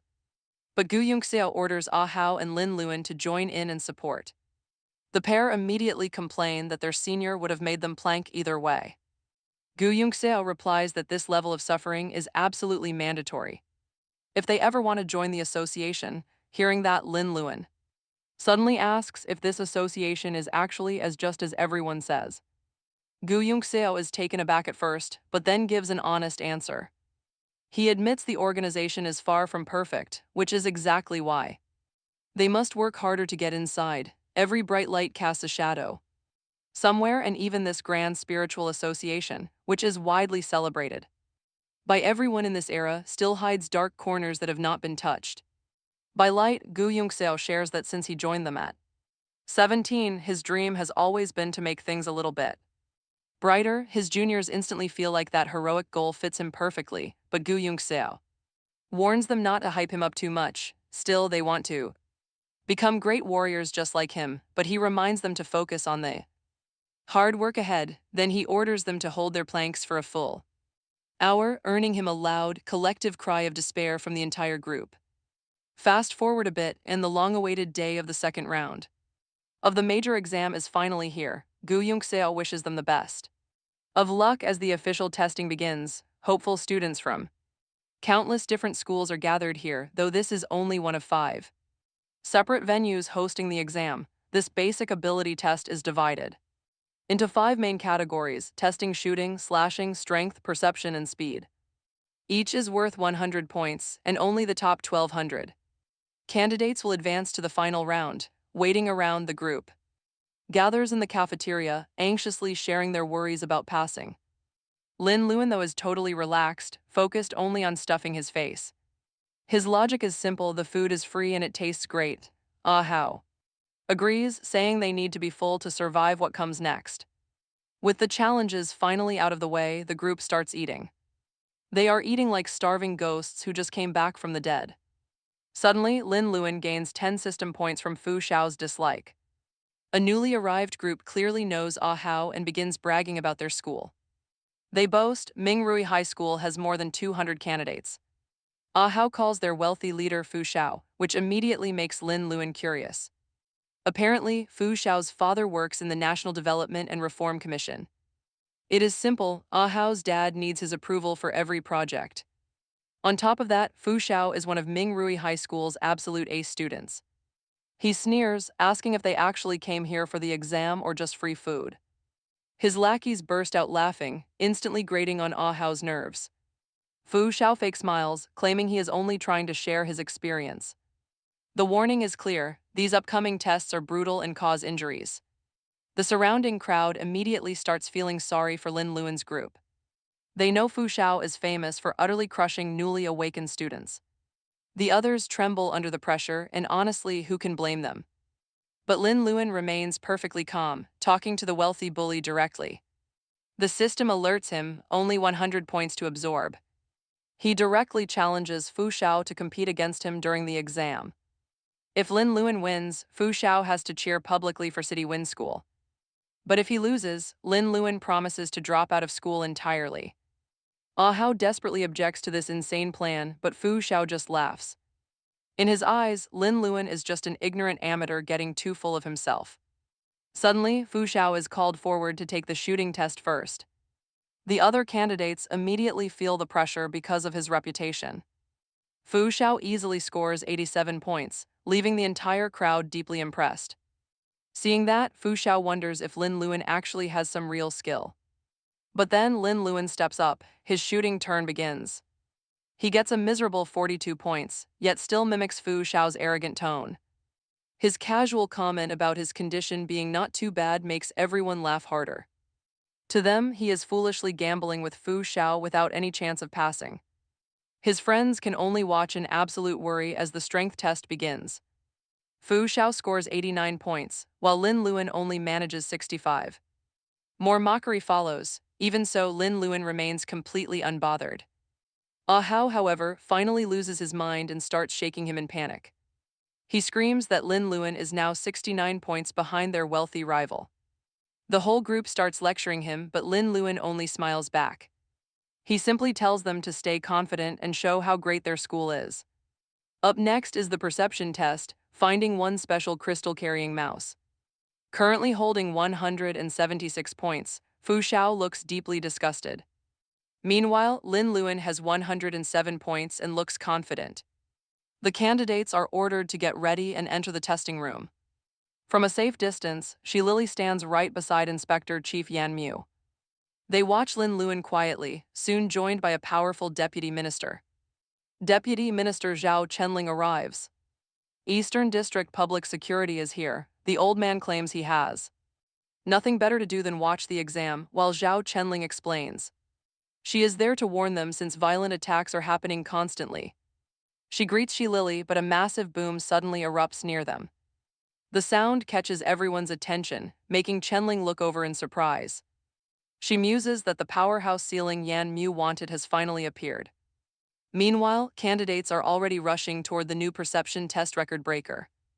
Fu Zio exits the testing room looking absolutely exhausted, and when he notices the crowd running over, he assumes they are stunned by his score of 82 points, completed in just 2 minutes and 7 seconds.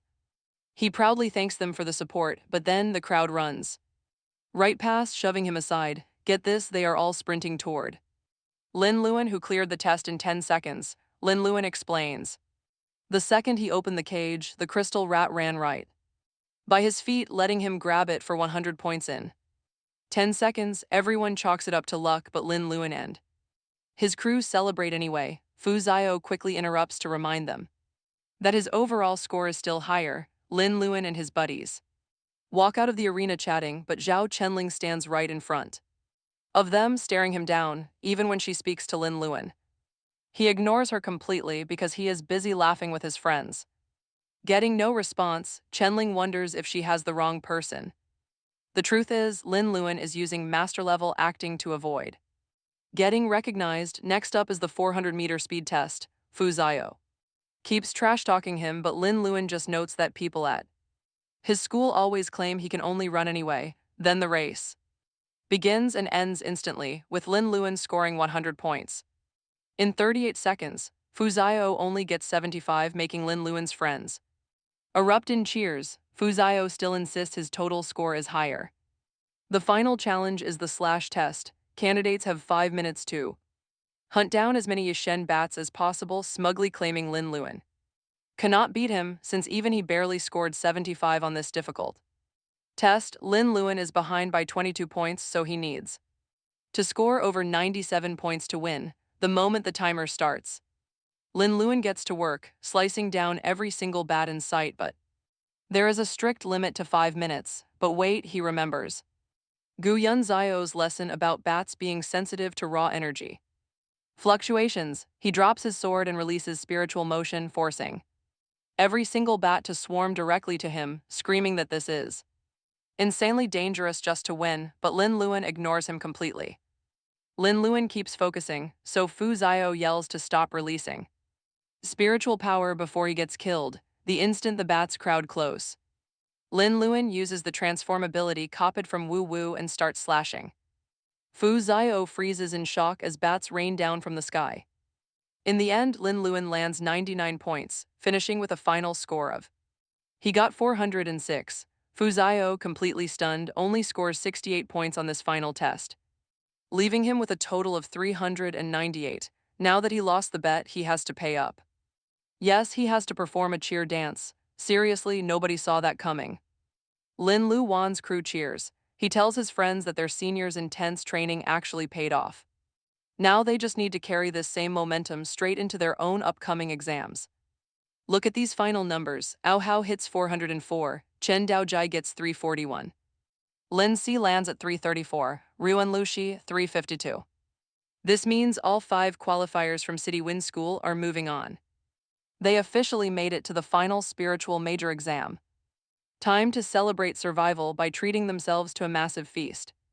Ryuan Lushi breaks down. He can barely believe he made it through. But Gui Yun Zio stops them, saying they earned this and must trust their own power. With the final test just 3 days away, he gives them permission to relax for one night. Just for tonight, they can relax. He even offers to pay for the entire meal, instantly making him the ultimate senior in their eyes. Right in the middle of eating, Ao Hao's phone rings with a call from his father. He steps away. But whatever his dad tells him on the other line, it completely freezes him in place. Meanwhile, local news broadcasts warn that violent assaults have been rising rapidly in the Eastern District. Everyone is warned to stay inside and remain highly alert. Later, at the candidate hotel, Lin Luan's group gathers to discuss the final challenge. The last stage is set on the outskirts of the city, right inside Jiushi Park. It is the real deal. Everyone has to bring their absolute best tomorrow. Lin Luan enters the room looking around. He asks where Ao Hao went, but they have no clue. They assume he just went home and will return soon, but Lin Luan is not buying it. No answer. Every single call goes straight to voicemail. Something is wrong. While the others talk about getting some rest, Lin Luan cannot sit still. He bolts out the door, his mind racing with thoughts of Ao Hao's dream of becoming a warrior. He rushes to Ao Hao's house, pure darkness, the lights are all out. Stepping inside, his blood runs cold. He finds the shriveled, dried-up corpse of the housekeeper. He immediately calls Gui Yun Zio, telling him Ao Hao's family is completely missing. Worse still, the housekeeper is already lying there, completely dead. Gui Yun Zio commands Lin Luan to leave the house immediately before anyone spots him. He promises to send backup to investigate, but explains that he cannot come himself. He is tied up managing security details for tomorrow's final exam. He decides to wait. Hopefully, the association arrives before anyone notices. But before help can even arrive, someone else steps through the front door. A fierce-looking man enters, muttering to himself that the target is already dead. He receives orders to destroy the body. He grabs the dried corpse by the head. With a sharp snap of his fingers, the body bursts into flames. Lin Luan watches in terror. He hides completely frozen. The man steps outside and gets into his car. He reports that the job is finished, then drives off to meet up with his partner. Lin Lu Wan immediately tails him. He desperately hopes this lead will bring him straight to Ao Hao. He follows the car through the dark.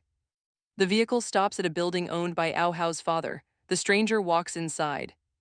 The entire building is packed with dangerous people. Inside, the assailants wait. Lu Qing praises his subordinate for the effort, but Zhao Zuyu and his companion. Zhao Shujin accuses him of stalling on the road just to grab some food.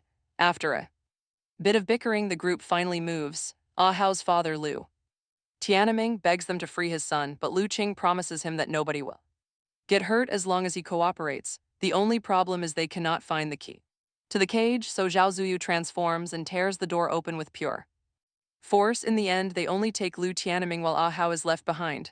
Lu Qing orders his men to stay and keep everything under tight control. Zhao Shujin says she wants to tag along, but Zhao Zuyu stops her since she is best at handling hostages. Zhao Shujin complains it is boring, so Zhao Zuyu tells her she can have some fun, do whatever she wants. The moment the others leave, Zhao Shujin starts enjoying her new role in charge. She orders the men to drag Ah Hao out, then tells him that neither he nor his father will survive. She adds that his father will absolutely cooperate if it means protecting his only son. Just to make the situation a bit more entertaining for herself, she decides to give Ah Hao a little hope. She unties his hands and tells him to run like a lost dog to call the police. As she begins counting, Ah Hao runs for his life while Zhao Shujin enjoys the show and the men laugh at him. While running, memories of his father flood his mind, making him even more determined to save him, but then he trips over one of the kidnapper's feet and crashes to the ground, which only makes the gang laugh harder at how pathetic he looks. One thug says this show still lacks flavor and raises his leg to kick Ah Hao, but before he even realizes what is happening, his leg is completely gone. Talk about instant karma. Lin Luan steps onto the scene and warns them not to touch his friend. Ah Hao immediately asks Lin Luan why he came here, so Lin Luan quickly explains everything that has happened up to this point. Ah Hao gets angry, saying Lin Luan should have called the police instead of getting involved alone, but Lin Luan tells him he would be dead before the police ever arrived. Zhao Shujin watches this emotional reunion and comments that the move Lin Luan just used is destructive, but his spiritual power is clearly unstable, meaning he has only just awakened quite recently. Ah Hao agrees that these enemies are way too strong and numerous. Lin Luan agrees too and admits there is no way they can win by normal means. Then, out of absolutely nowhere, he knocks Ah Hao cold, leaving Zhao Shujin completely baffled. Lin Luan admits he already knows that if he chooses to be a spiritual warrior, he is going to run into serious trouble. One of the thugs says he has lost his mind and punches him, but Lin Luan keeps talking and insists he still has to save Lu Tianming too. The system then alerts him he only needs 50 more points to activate the absorb skill. Lin Luan looks up and tells them to all come at him together since he is in a rush. The thugs are more than happy to teach him a lesson and charge all at once. Lin Luan charges too, biting them like a literal wild beast. The crowd closes in around him, making Zhao Shujin nervous because she still wants a turn to play with him before he dies. Then suddenly the men freeze completely and Lin Luan steps out from the crowd. Zhao Shujin tells her frozen men to move. Meanwhile, Lin Luan checks his system and realizes absorbing her would cost 1,000 points. Shujin assumes they are stepping back to let her fight this prey alone. But Lin Luan just stares blankly before ordering everyone to attack at once. The guys do not hesitate, charging straight at Shujin from every single side. Lin Luan simply watches with completely dead eyes as the wild brawl begins. It is a total mess, just one crazy woman fighting off a crowd. But Shujin quickly shifts her form, breaking free and tossing men aside. She lunges directly at Lin Luan, demanding to know what he did to her crew. Before she can reach him, another fighter blocks her path with a heavy strike. The others quickly follow up, unleashing their own wild abilities to lock her down. Watching the chaos, Lin Luan realizes dealing with dangerous spiritual elites is his new normal. Whether they are rogue enemies or corrupt members inside the very association, he cannot always rely on system points to bail him out with absorption.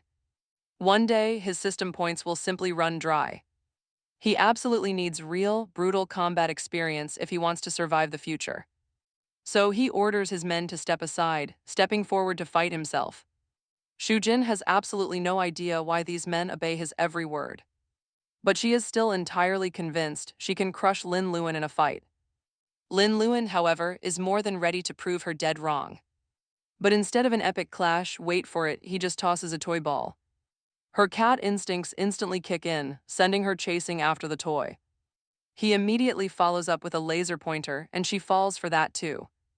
Absolutely furious now, she snaps, demanding to know if he is going to fight. Lin Luan strikes during her rant, but her feline reflexes let her dodge easily.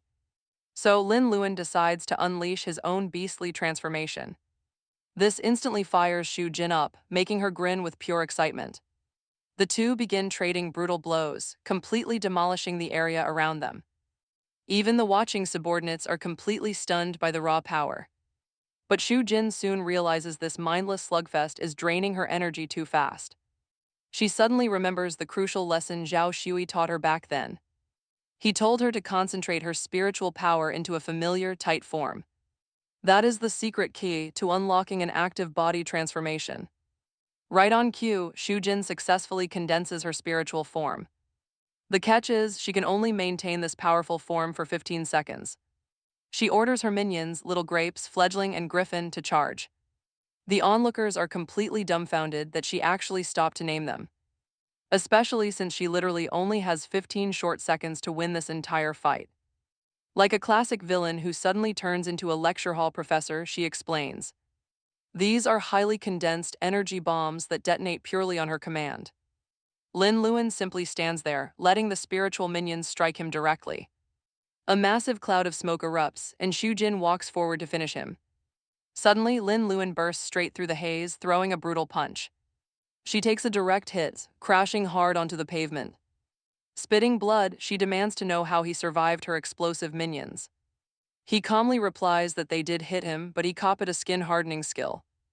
Defensive abilities to block the heavy damage. Not only that, he has actually copied over 20 skills by now. Shujin still argues these low-level abilities are not enough to stop her shadow cats. Lin Luan explains his acquired skills can actually be leveled up, but Shujin has no idea what he is even talking about. Lin Luan does not really care whether she understands him or not. He already noticed her previous ultimate move drained way too much spiritual energy, leaving her with absolutely nothing left to keep fighting back now. Shujin is so deeply intimidated that she suddenly recalls her sister's old advice. Zhao Shuyu warned her that to survive, they must become the absolute strongest and trample everyone under their feet. But with Lin Luan looming right in front of her, fear takes over completely. Instead, she begins begging for mercy, crying that she and her sister still have an unfinished promise and she will be devastated. Hearing this, Lin Luan asks who said anything about eliminating her today. He only wants this troublesome little brat to start behaving herself.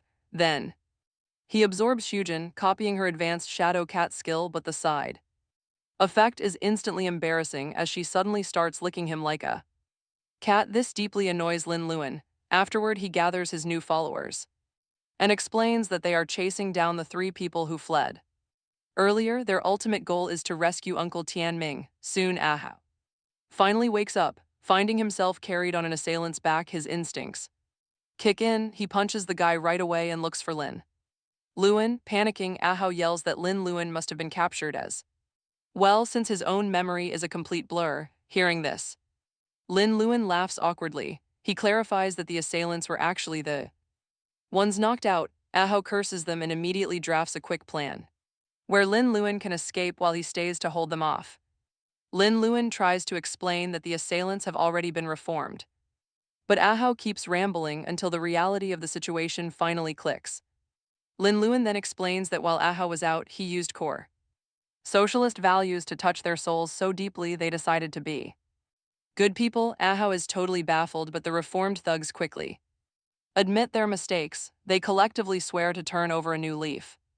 Lin Luan playfully calls this his talk no jutsu, but Ahao is not buying a single word of that ridiculous nonsense. Soon, their top priority is catching up to the escapees and saving his Father, as they navigate the wide underground corridor, Ahao looks around and asks the captors where they even come from. Shujin replies, she only cares about carrying out her sister's strict and direct instructions. The others admit they merely took the cash and know nothing else. Lin Luan urges everyone to move quickly to save Uncle Tian Ming. He mentions he has already reached out to his senior for backup. With help arriving soon, Lin Luan has plenty of confidence if he must face Shujin again, but against those other three opponents. He is not nearly as sure. They continue down the dark corridor. It feels like the trouble never ends.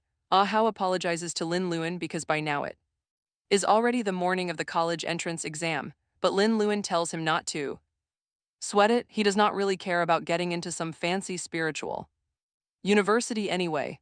On the other hand, Ah Hao has spent years preparing for this exact moment, so all he can do is let out a heavy sigh. Meanwhile, the final round of the exam is about to start, and candidates are gathering at Ziyushi Park. Lin Luan's friends are getting worried about them because once that gate shuts, they will be disqualified. Fuzio is also concerned they might not show up, though he only cares because he wants another shot at getting back at them. There are only about 10 minutes left before the exam begins, so Wang Zi, the chief executive of the Eastern District, confirms the rules.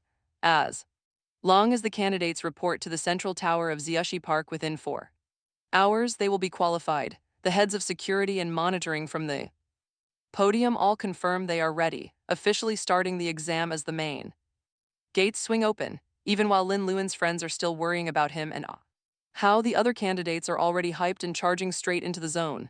Yan Miu also notices that the strange kid is missing, along with Shi Lily. Meanwhile, Lin Luan tells Ah Hao that they cannot focus on the exam because time is running out. Saving Uncle Tian Ming is what matters most right now.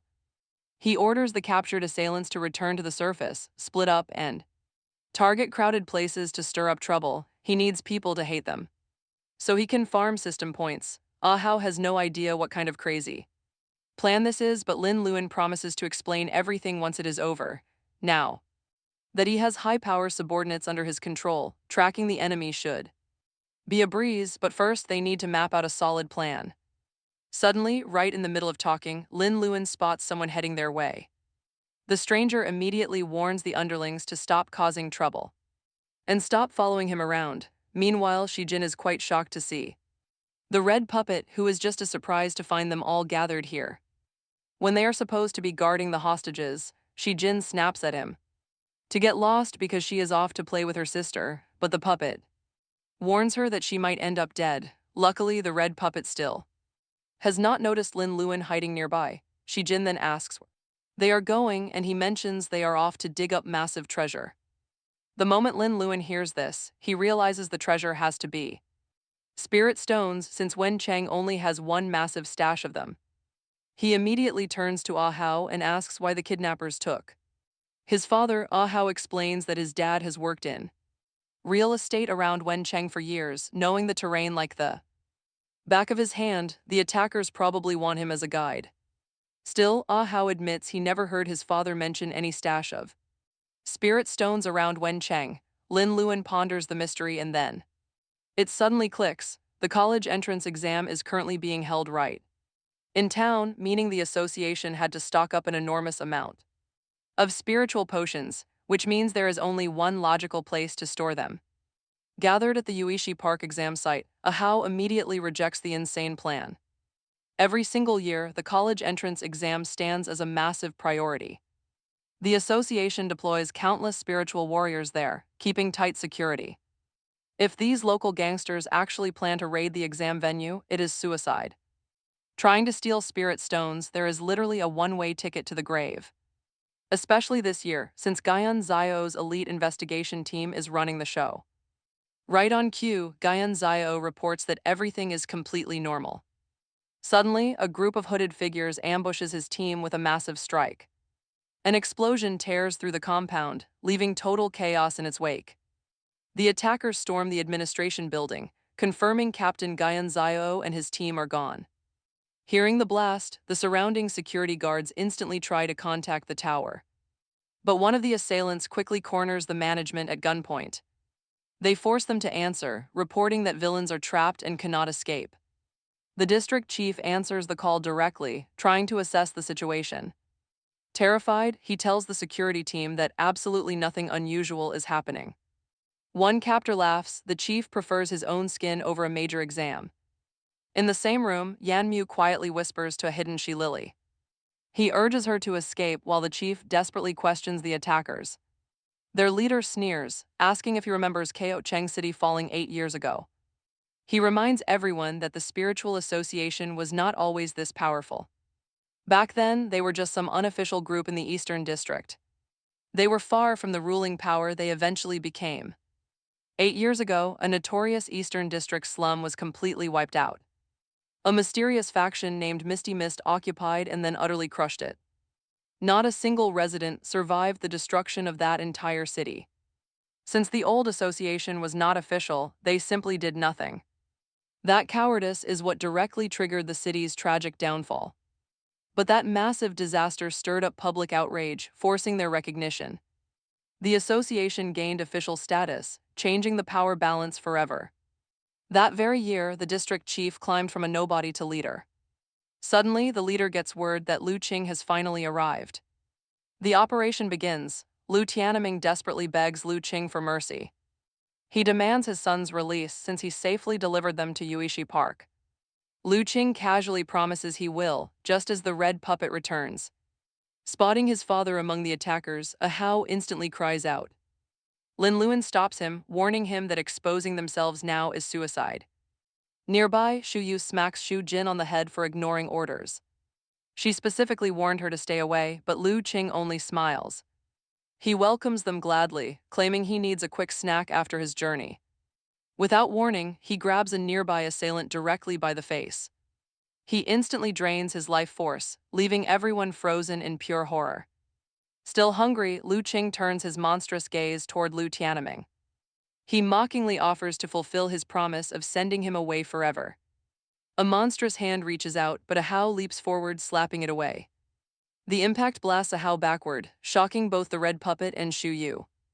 Everyone immediately grows alert.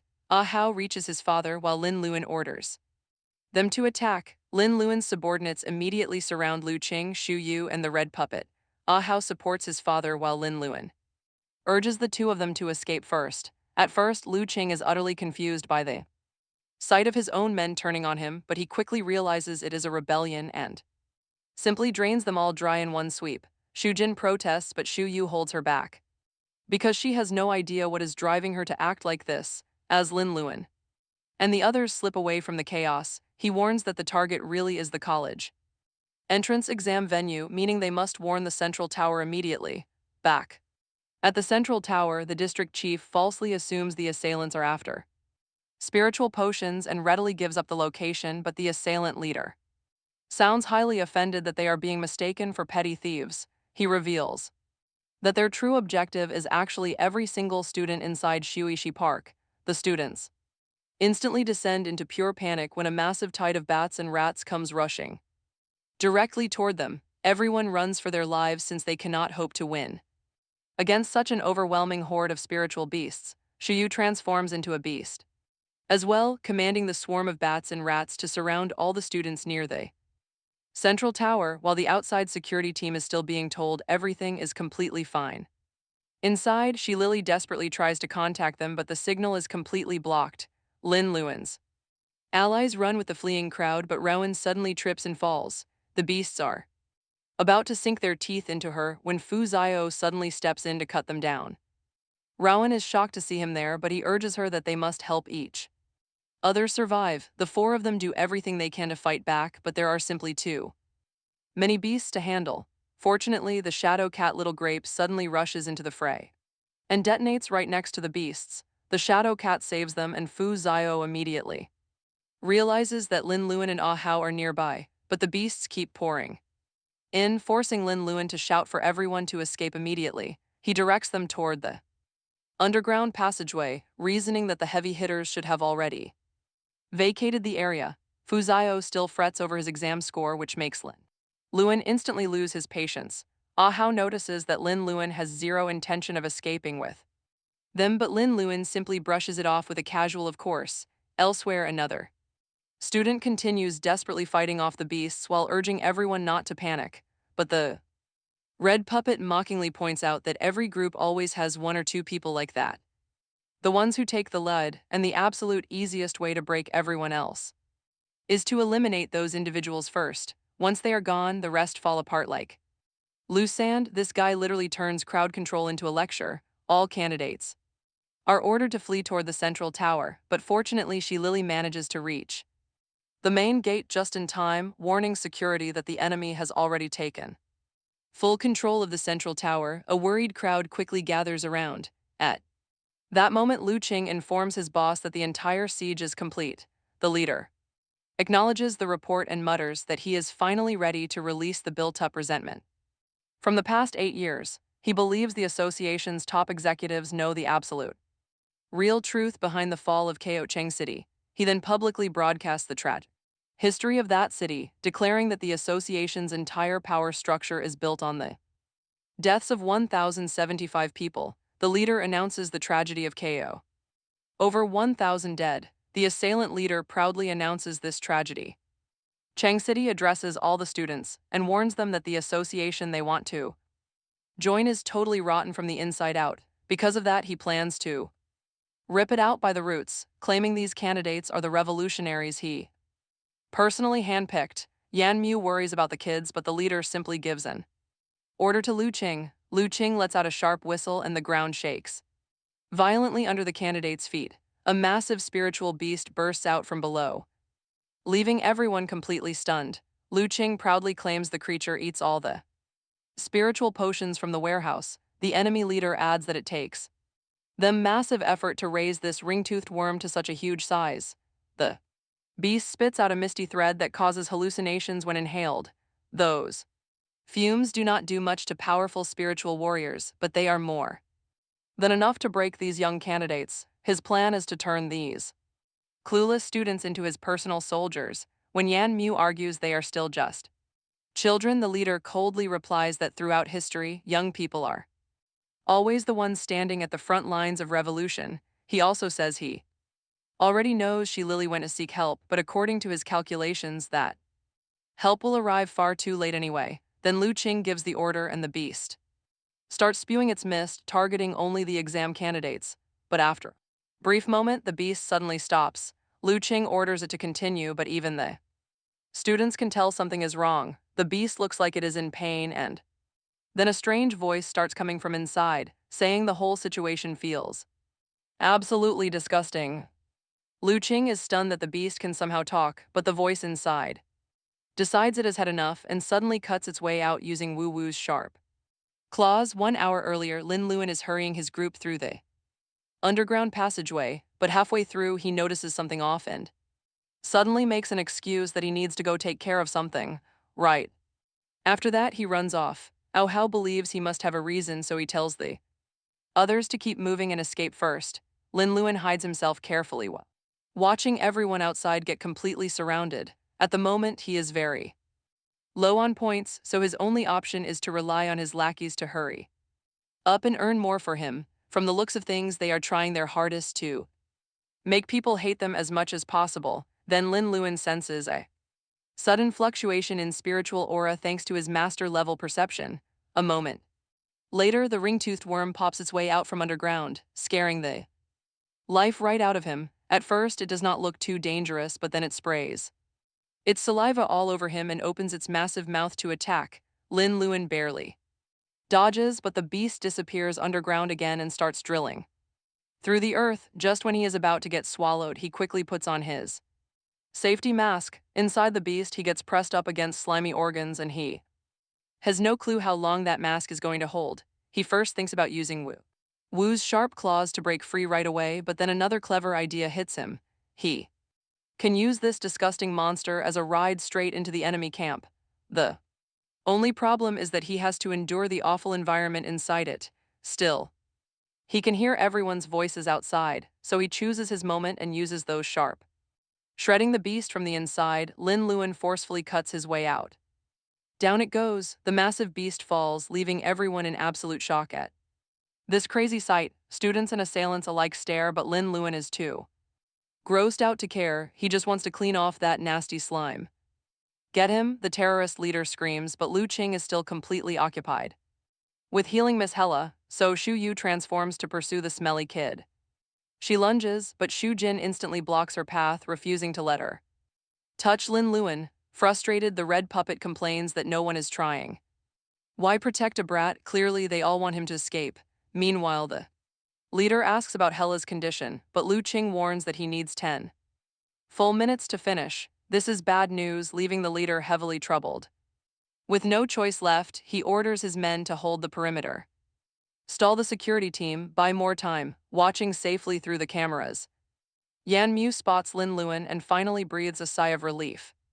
Escape? Not yet. The red puppet chases Lin Luan, but the kid figures things are actually not so bad with only one guy on his tail.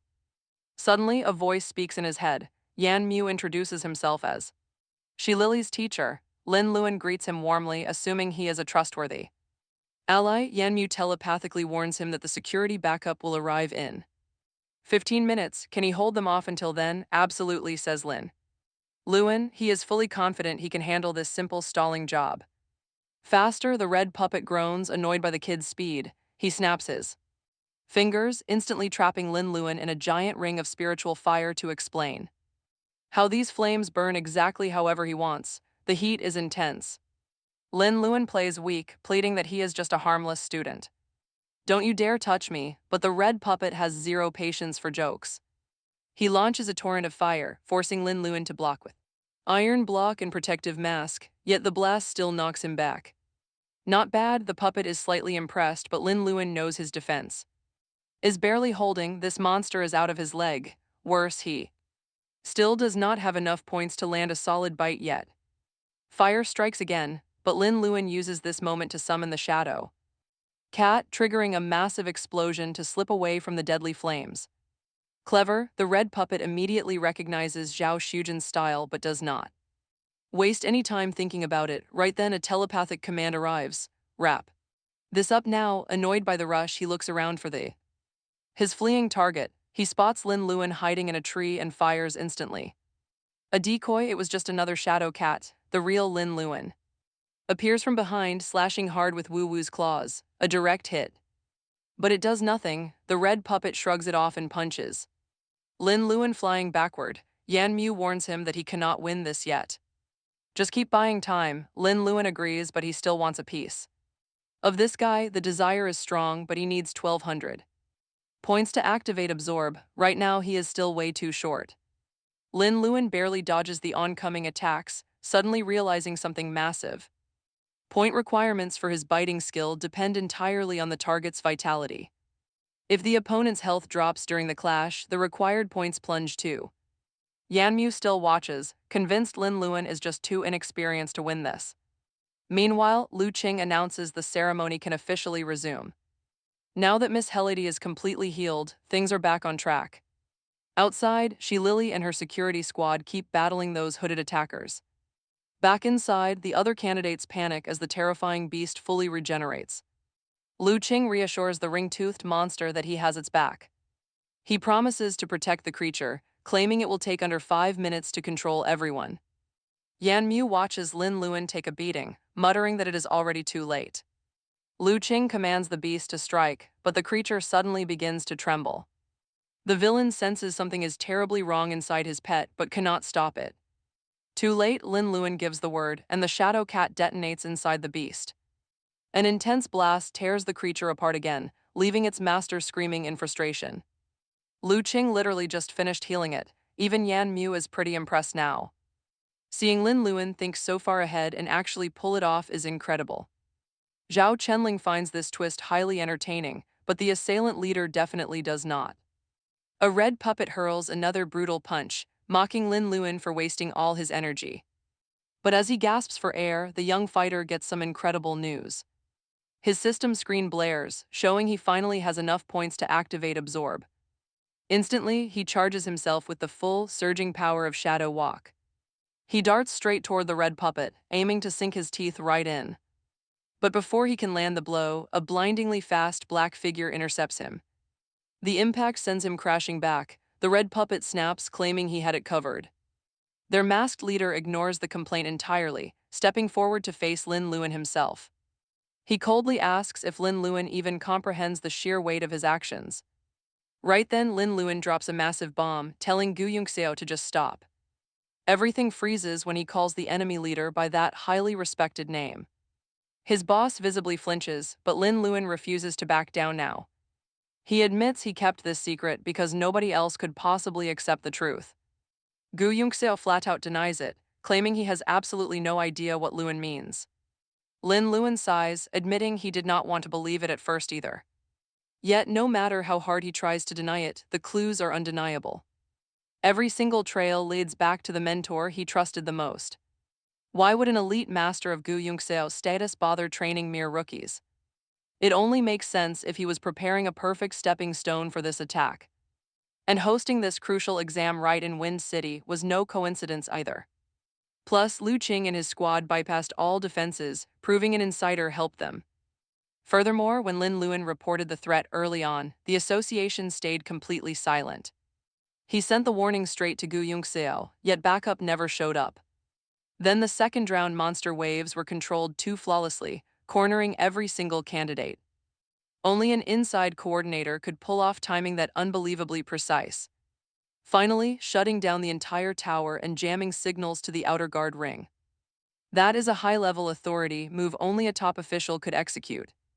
Only one person in this entire setup could do this, the person in charge of security, Yunxiao. The leader admits Lin Luan has a point, but he still claims he will personally kill Yunxiao with his own hands, left with no other option. Lin Luan calls for Wu Wu. The cat suddenly pops out from inside the leader's hood. He stands completely frozen in absolute disbelief, watching his own spirit beast about. Someone else, you won't believe it, he laughs like a madman, pulling down the hood, finally revealing Yunxiao's face. In that exact moment, the outer ring security team unleashes a massive, crushing wind spell that violently blasts the hoods right off the other. Masked attackers, too. Turns out they are actually Yunxiao's own men. From the association, the security team is utterly shocked and demands answers. But they offer only one chilling, final answer: absolute revenge for Kayaking City. Lin Luan pleads with Yunxiao to stop right now before making a massive mistake that can never be undone. But Yunxiao says they are doing this for Haven. He has spent years cultivating like crazy, hunting down the monsters that destroyed their city out of absolute raw vengeance. Even now, the cruel people who destroyed what they loved are still walking free, so they are turning their wrath on the entire spiritual association instead. Back in Kayaking City, a young Yunxiao proudly shows off his mock exam results from City Win High School. He smugly challenges his own twin sister, Yunai, to show her card too, but she claims she accidentally threw it away. Yunxiao immediately teases her, saying she is hiding it because she got a terrible score. He endlessly brags that even though they both come from the same family, the gap between them is massive. Yunai shoots back that no matter what, she is still older than him by 2 whole minutes. The stubborn pair keep bickering until their mother steps in. Later, their mother explains to Yunxiao that he has the high grades needed to enter the elite spiritual academy, but he will need expensive cultivation potions to boost his physical state.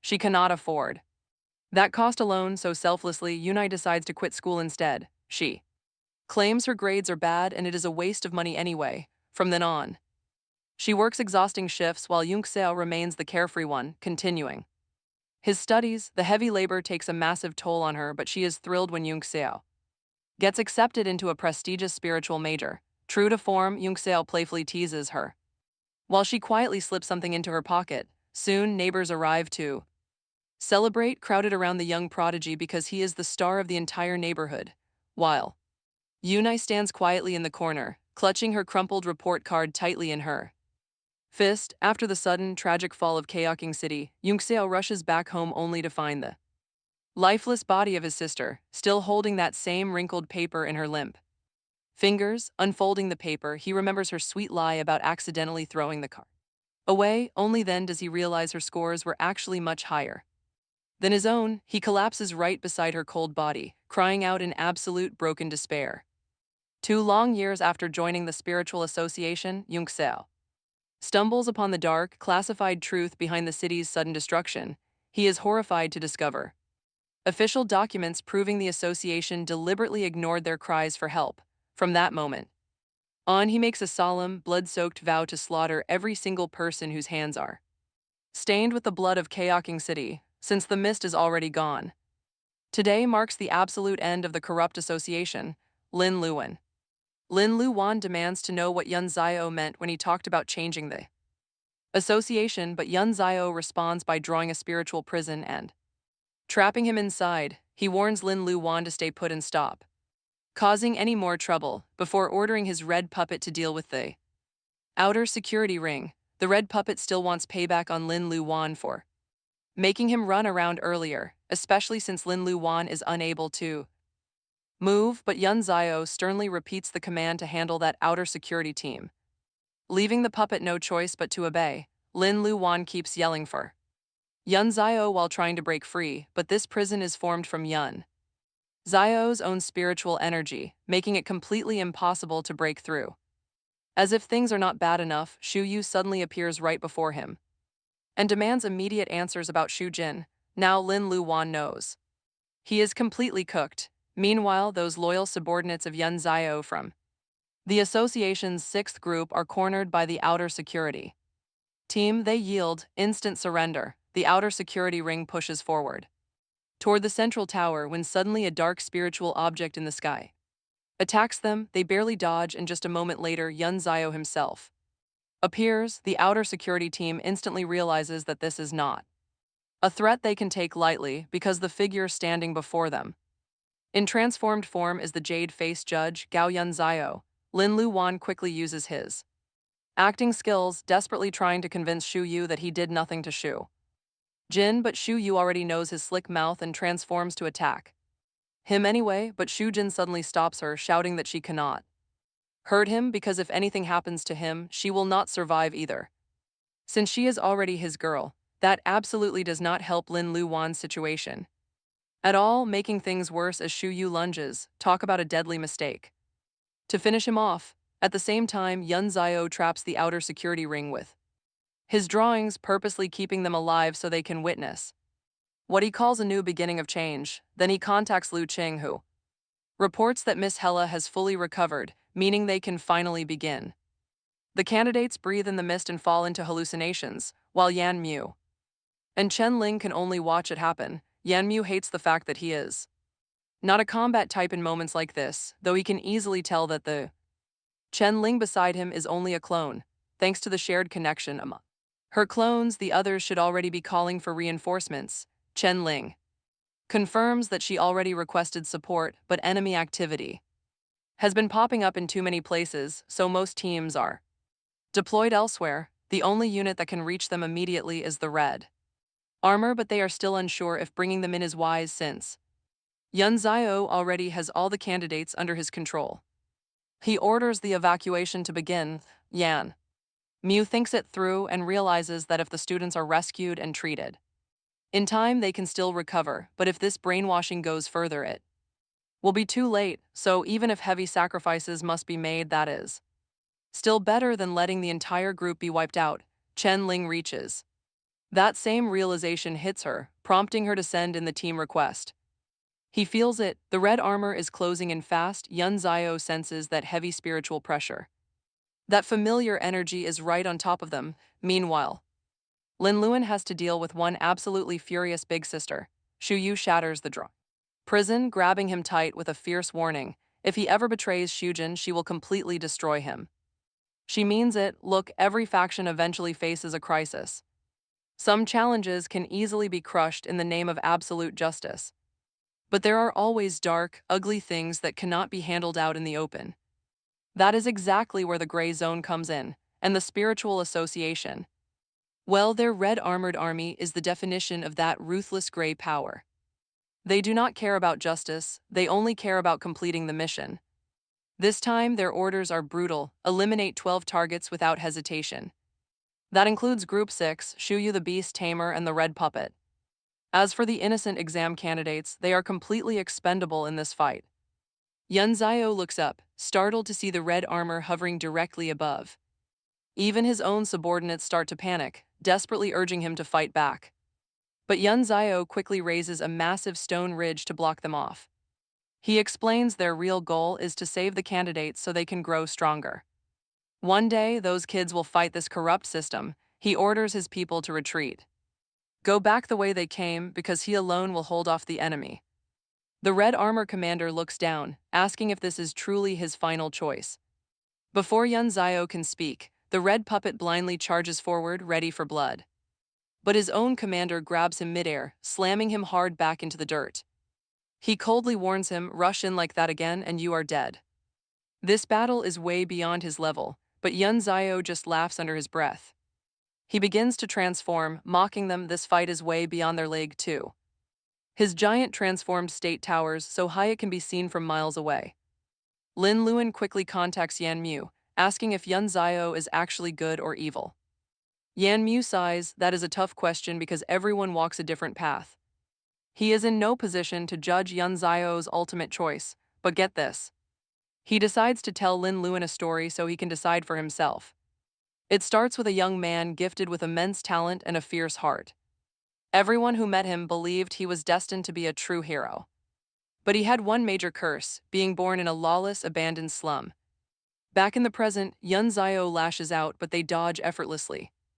The leader praises his speed, calling him worthy of the Jade Face Judge title. Yet even now, Yun Zio is holding back with wide-range, non-lethal strikes. To the Red Armor, that soft-hearted nature is his ultimate downfall. The commander orders his squad to deploy the heavy immortal locks. They move in sync, binding him tight, preparing to tear his giant form apart. But Yun Zio breaks his arms free, striking back with pure raw force. The strings snap, but the commander spots his opening instantly. He notices Yun Zio's massive form is starting to flicker. He orders the next squad to strike hard with the Lotus Hammer. Yun Zio cannot dodge in time, taking the devastating impact straight to the chest.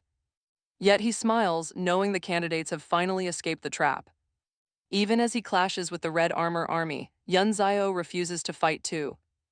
Meanwhile, Lin Lan is desperately rushing toward his beloved senior after. Uncovering the dark truth behind Ko Chang City's tragic fall, but Yun Zio's strength is fading fast, and the enemy seizes this perfect opening to attack. Again, to protect him, the loyal Group 6 throws themselves into harm's way.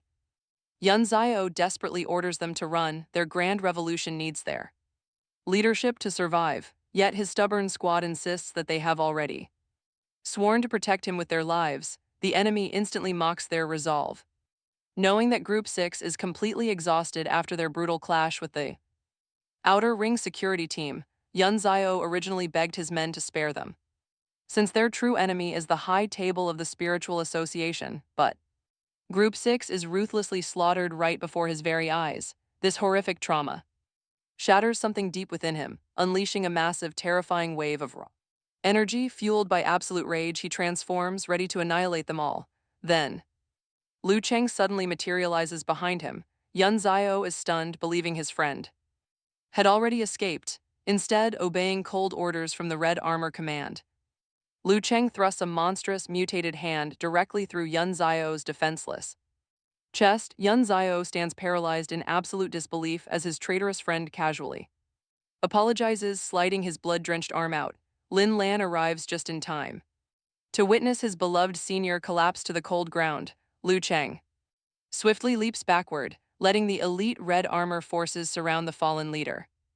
Lu Cheng calmly boasts that he waited until Yun Zio drained his strength before striking, knowing that with such low spiritual energy left in him, surviving a lethal blow like this is practically impossible.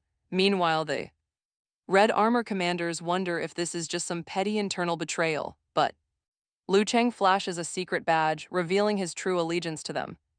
He identifies himself as an operative from the high-level secret spy department.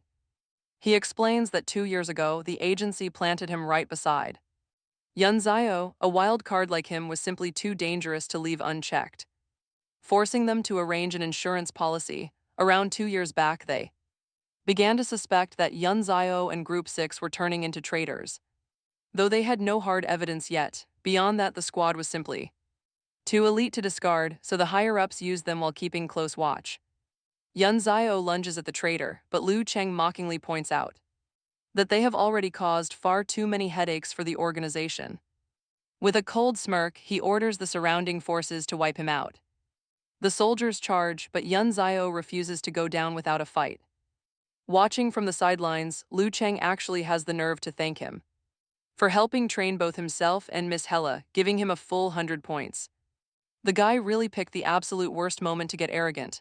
Yun Zai keeps pushing through the hostile enemy lines, while Lu Cheng continues mapping out his twisted master plan. He intends to abduct the remaining group of candidates and then frame Yun Zio's squad for the kidnapping in the media.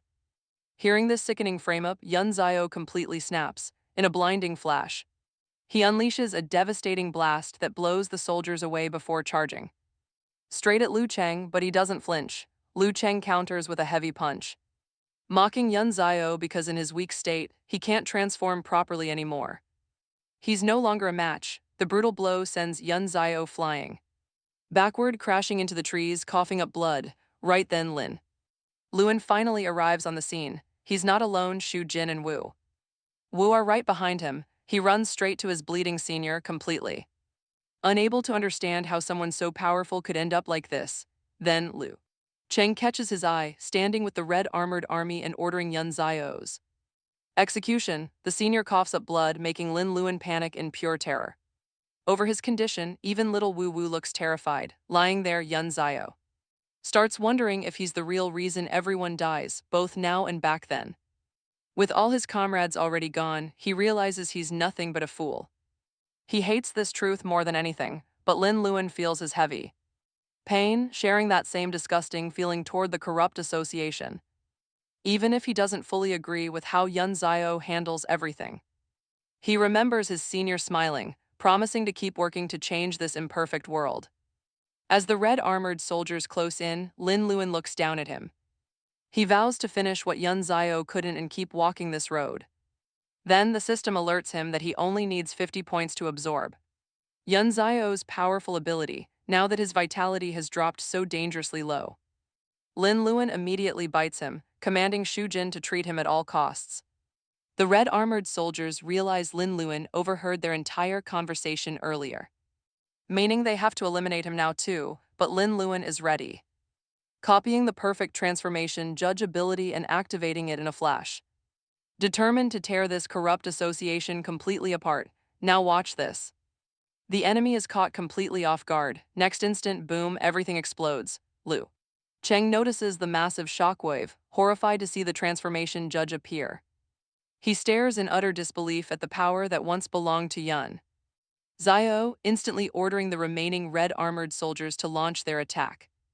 Lin Luan charges straight ahead, shouting that he isn't kind enough to show them the same mercy his senior once did. He raises his weapon, slamming it down. Everything around him shatters into dust. Lu Cheng is still trying to process what's happening, freezing in fear just as Lin Luan slams him so hard he goes rolling away like a football.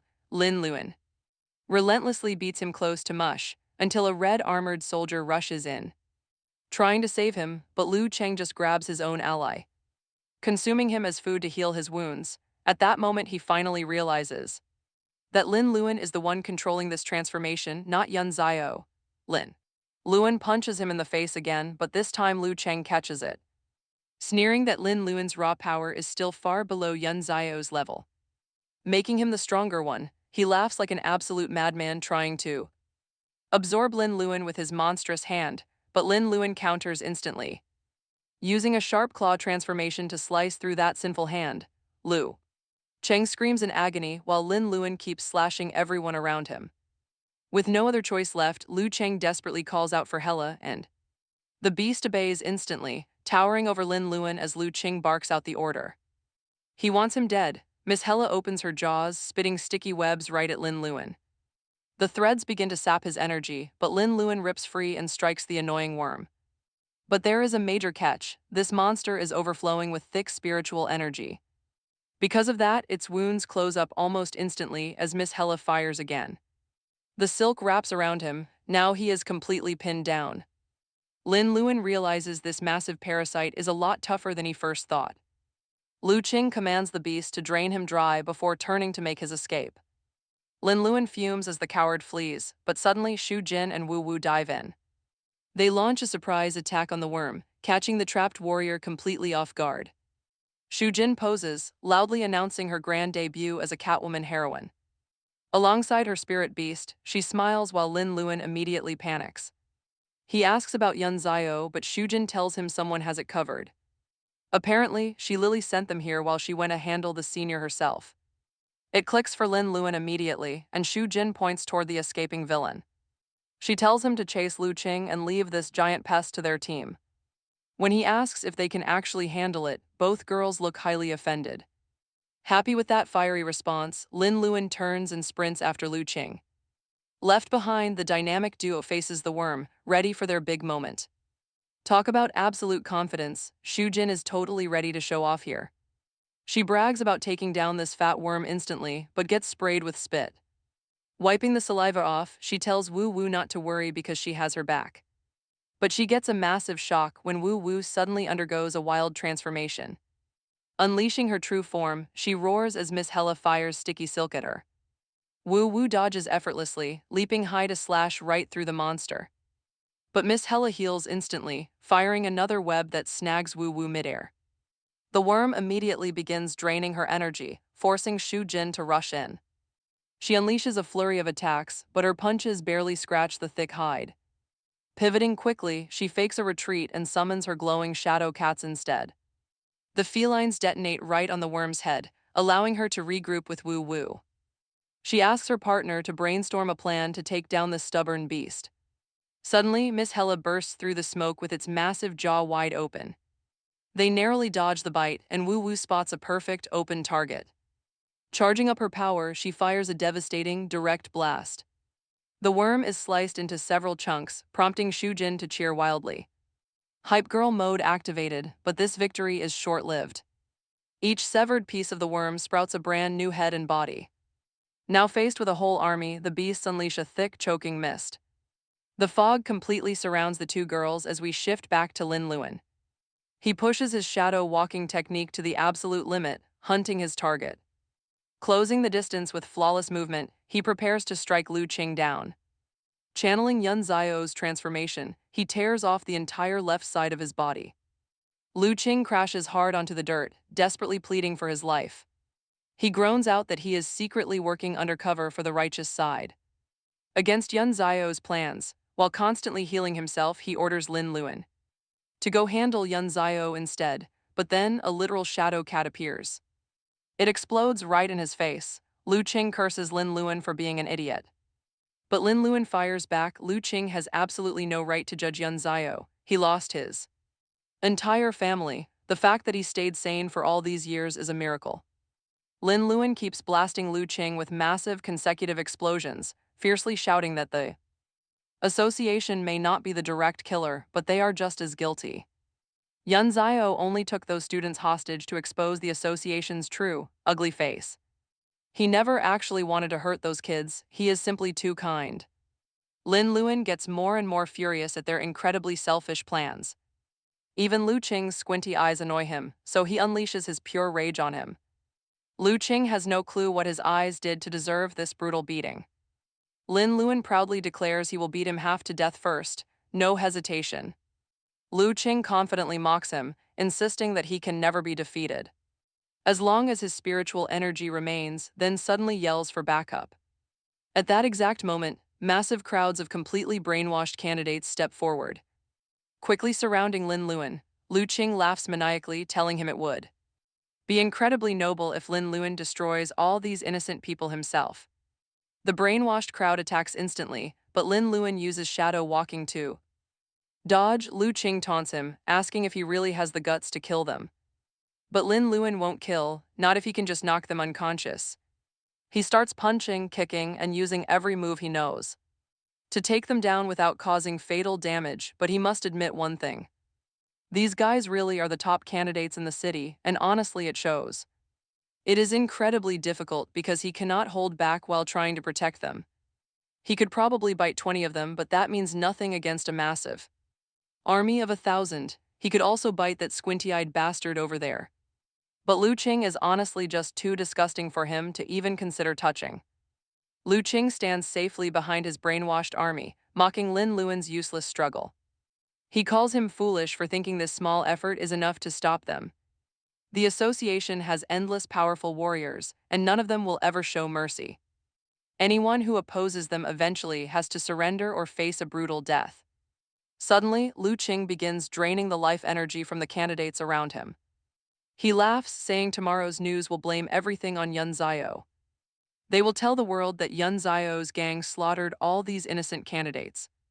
Desperate, Lin Luan knocks out several more fighters and activates shadow walking.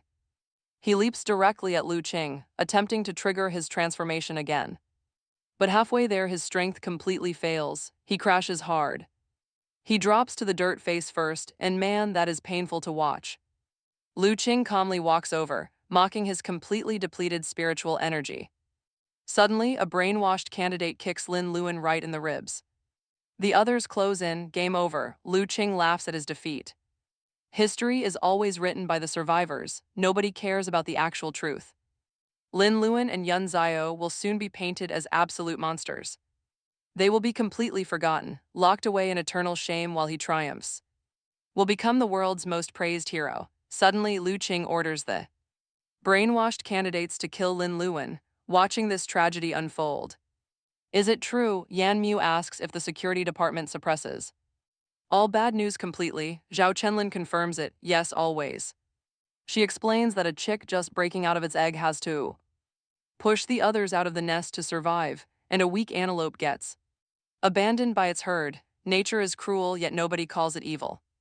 Because we are part of nature, the old man watches Lin Luan being beaten, muttering that humans will always be different. Right at that exact moment, guess who finally shows up? Aha bursts in searching for Lin Luan. He arrives to save him, and he is not empty-handed. Fu Zio orders his men to begin knocking out the brainwashed candidates, both the old man and Lu Qing are stunned to see rough, gangster-looking men barging inside and using pure aggressive uncle energy to overwhelm the candidates. Fu Zio smugly says, "These are the spiritual warrior troops he begged his dad to send."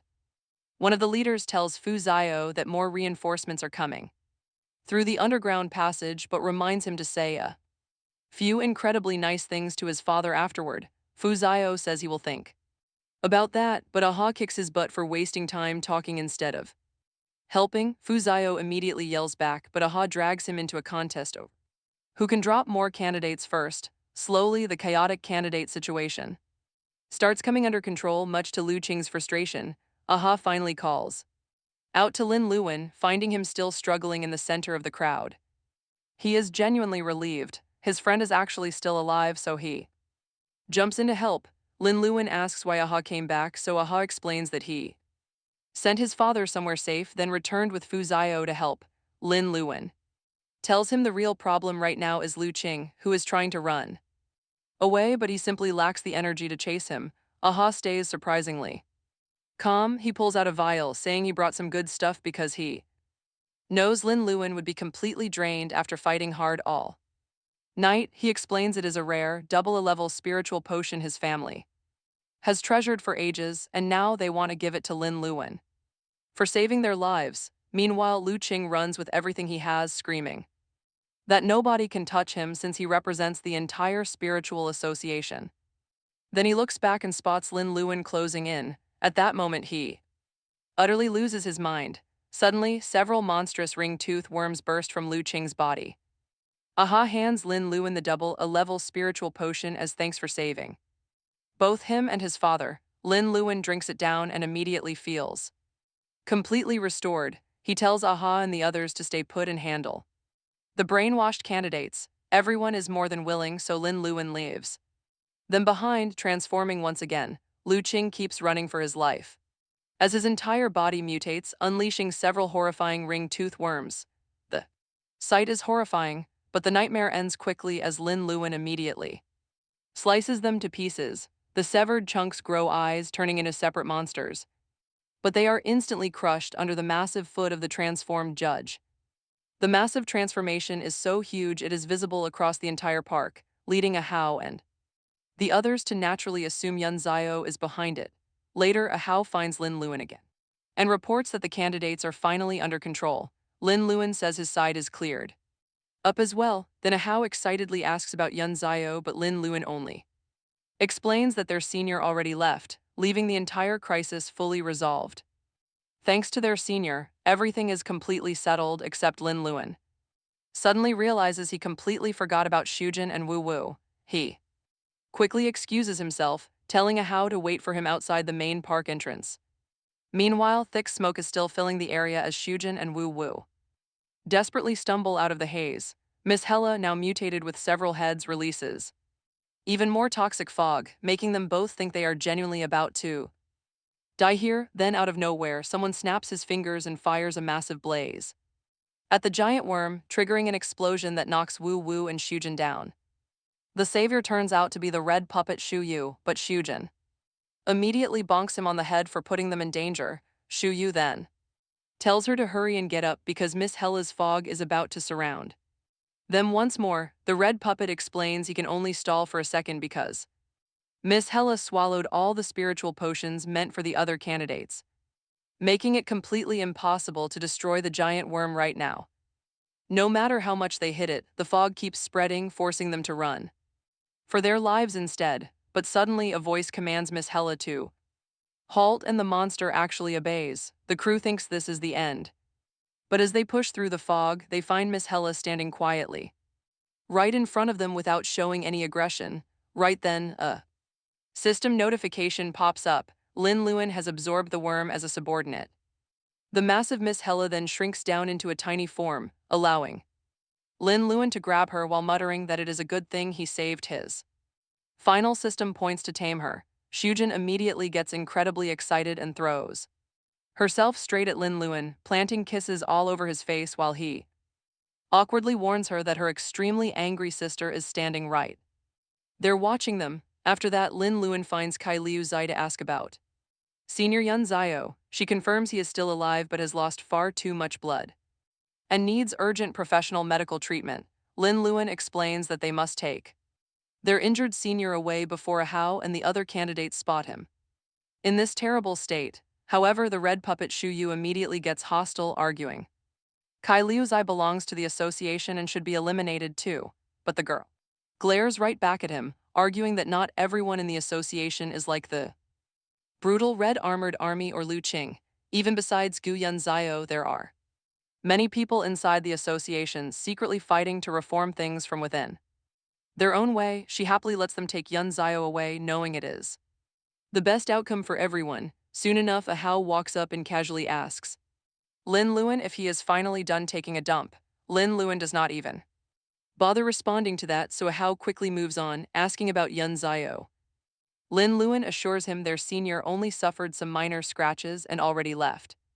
In reality, Yun Zio is secretly escaping alongside the red puppet and Shujin. She starts crying, so Lin Luan comforts her, saying this is not some life and death farewell. They just cannot let anyone see them together right now because it would be way too hard to explain. He then says if the world still is not good enough, he will work hard to change it. He will take Yun Zio's place in the association and finish what he started, but he will do it in his own way. With that determination in his heart, Lin Luan tells Ah Hao that the two of them need to get into spiritual university together. 3 days after the exam, life temporarily returns to what looks like normal peace, because the association is worried that the truth about the fall of the city might leak out. They bury the entire Yun Zio incident and publicly announce that everything was just an assailant attack. The jade-faced judge Gu Yun Zio quietly disappears from public view under the excuse of injury. At the vegetable market, one woman keeps bragging about her son Little Ching's grades while buying vegetables. Then she notices Lin Luan's mother nearby and starts showing off all over again. Very strategically, she asks about Lin Luan too, but when Aunt Lin calmly says her son got admitted into spiritual university, the woman is left completely stunned. Aunt Lin, meanwhile, has absolutely no interest in dragging it out and just says she wants 4 ham hocks that flex Lan's way harder than anything that annoying neighbor said all day. Later that evening, someone knocks on the door. When Aunt Lin opens it, she is shocked to find San Cheng Gong and Lu Ben standing there, they quickly explain they're not here to scam her this time. In fact, they came to celebrate Lin Luan's admission. Because they are now sworn brothers, right behind them are some assailant buddies and Shu Jin, who openly introduces herself as Lin Luan's girlfriend. Fu Zio also shows up with Ah Hao and the others, though he still cannot resist complaining that the place is shabby. Lin Luan is happy to see everyone gathered around, but Ah Hao clearly has some concerns about Shu Jin. He asks why all the people Lin Luan invites seem to be bad guys. Lin Luan has absolutely no defense for that, so he just shrugs and moves on, and just like that, the party goes on without a hitch, but don't get too comfortable. The real problems, however, are starting to grow inside the association. Zhao Chenling sits in front of a man hidden in the dark. He asks her whether it is really true that Guyan Zio defeats Lu Qing and then gives up on kidnapping the students. Chenling confirms it, but then the man stares at her and brings up a very active high school student who also appeared at the scene. Even then, Chen Ling stays perfectly calm and says she did not notice him at all.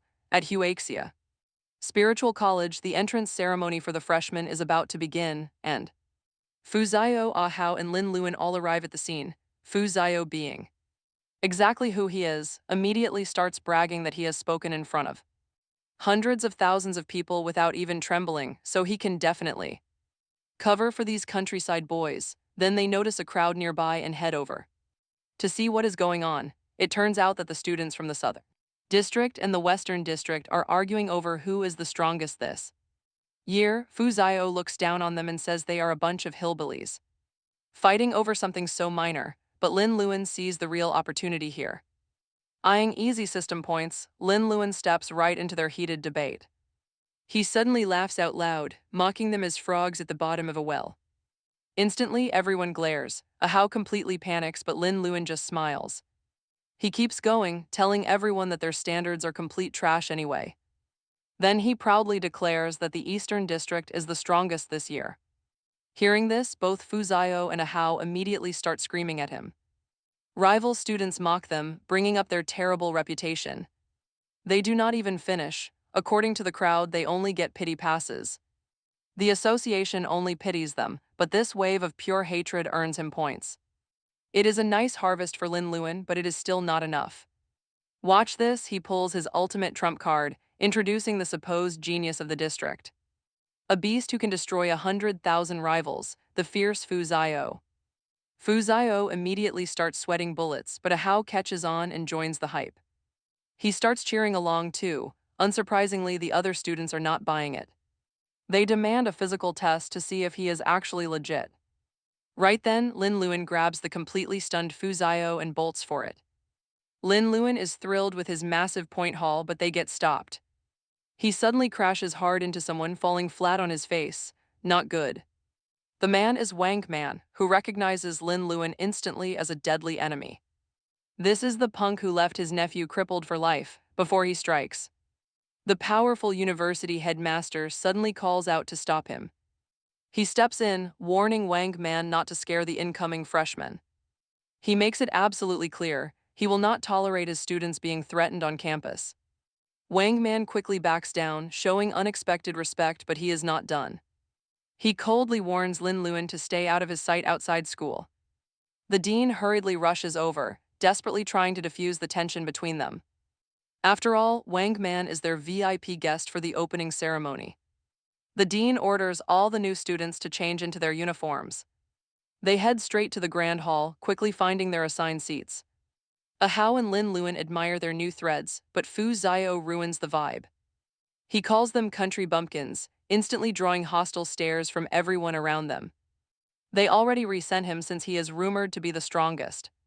Feeling the heavy daggers in their eyes, Fu Zio silently curses Lin Luan. His big mouth got him into this, but wait, suddenly the headmaster coughs once. The entire hall goes completely silent. Lin Luan is seriously impressed by that power. He did not even say a single word to completely command the room. He begins his speech, introducing himself simply as Fang, cracking a quick joke. He knows kids hate listening to old men drone on, but there is no choice. Giving these speeches is basically the only way headmasters find any real meaning. He then explains that since the association founded this very university, the moment these freshmen walked in, they became official junior members. Even so, he genuinely hopes they will aim much higher than the association. He wants them to fly far beyond. Those words linger in his mind. They resonate deeply with Lin Luan while catching the eye of someone nearby. Soon after, the dean steps up, offering formal thanks for the speech. Next, she invites Quang Ming, one of the association's presidents, to step up. He walks to the stage to deliver a case speech, straight to business. The moment Lin Luan catches sight of him, his jaw drops in shock. Quang Ming casually introduces himself as one of the big bosses of the association. He claims his only hobby is playing games. That has a Hao whispering to Fei Hao. Fei Hao gets asked if he knows the man, but he is completely clueless. A president is way out of his league. Still, he knows some rumors. Quang Ming is actually one of 5 ultimate presidents. Then he drops a bomb. There is some huge news. The association has officially discovered a brand new mine. Operations are set to begin immediately. The crowd of students is already buzzing. But that is nothing. He immediately follows it up with a second massive reveal. This time, they are allowing the freshman students to join the mining operation. The headmaster looks completely miserable about this, but the students are absolutely thrilled. Quang Ming stands proud, explaining that mining is a highly dangerous game. They will face terrifying new beasts, brutal weather, and unexpected natural disasters. Deadly attackers are always a threat. That is why professionals usually handle these places. This run will be just as deadly, but he makes a promise. True strength is forged in fire. Many powerful warriors are born in the mines. Wang Man is living proof of that. He survived and reached the top. Naturally, every single warrior in the room wants in on this opportunity. It is the first time students have ever been allowed to join. But since the danger is off the charts, only 3 elites will make the cut. Just 3, that harsh limit instantly triggers a massive wave of anger. And just like that, the entire crowd starts to lose their minds. Quang Ming raises his hands, claiming the association has a perfectly fair system. He pulls out a special qualification badge, holding it high for everyone to see. Whoever holds one of these tokens by the end gets to go. The wild part, 3 of these badges are already hidden on campus right now. They are tucked away in the uniform pockets of 3 unsuspecting students. The room erupts into a frantic search, but he tells them to hold on. This is not the final list. The real winners must survive 3 days. After 3 days, whoever holds the badges wins. Ahau is absolutely disgusted. This guy is literally forcing classmates to hunt each other down for sport. You can practically hear the daggers in their eyes now. Everyone starts plotting on how to steal a badge for themselves. To make this sick game even bloodier, he decides to name the current holders. He signals the dean to turn on the screens, taking the remote himself. The first name flashes on screen, Yidao, a junior martial arts student. He is a 3-time scholarship winner and the 23rd campus champion. The second name is Yang Gani, an elite 3rd-year weapons student. He is a core member of the prestigious Lingbo development team. The crowd shudders in fear. These guys are complete monsters. Quang Ming smiles, claiming the 3rd holder is a mere freshman to keep it fair. It is the calm and calculating kid from the Eastern District. The very one who brought the rogue spiritual warriors together.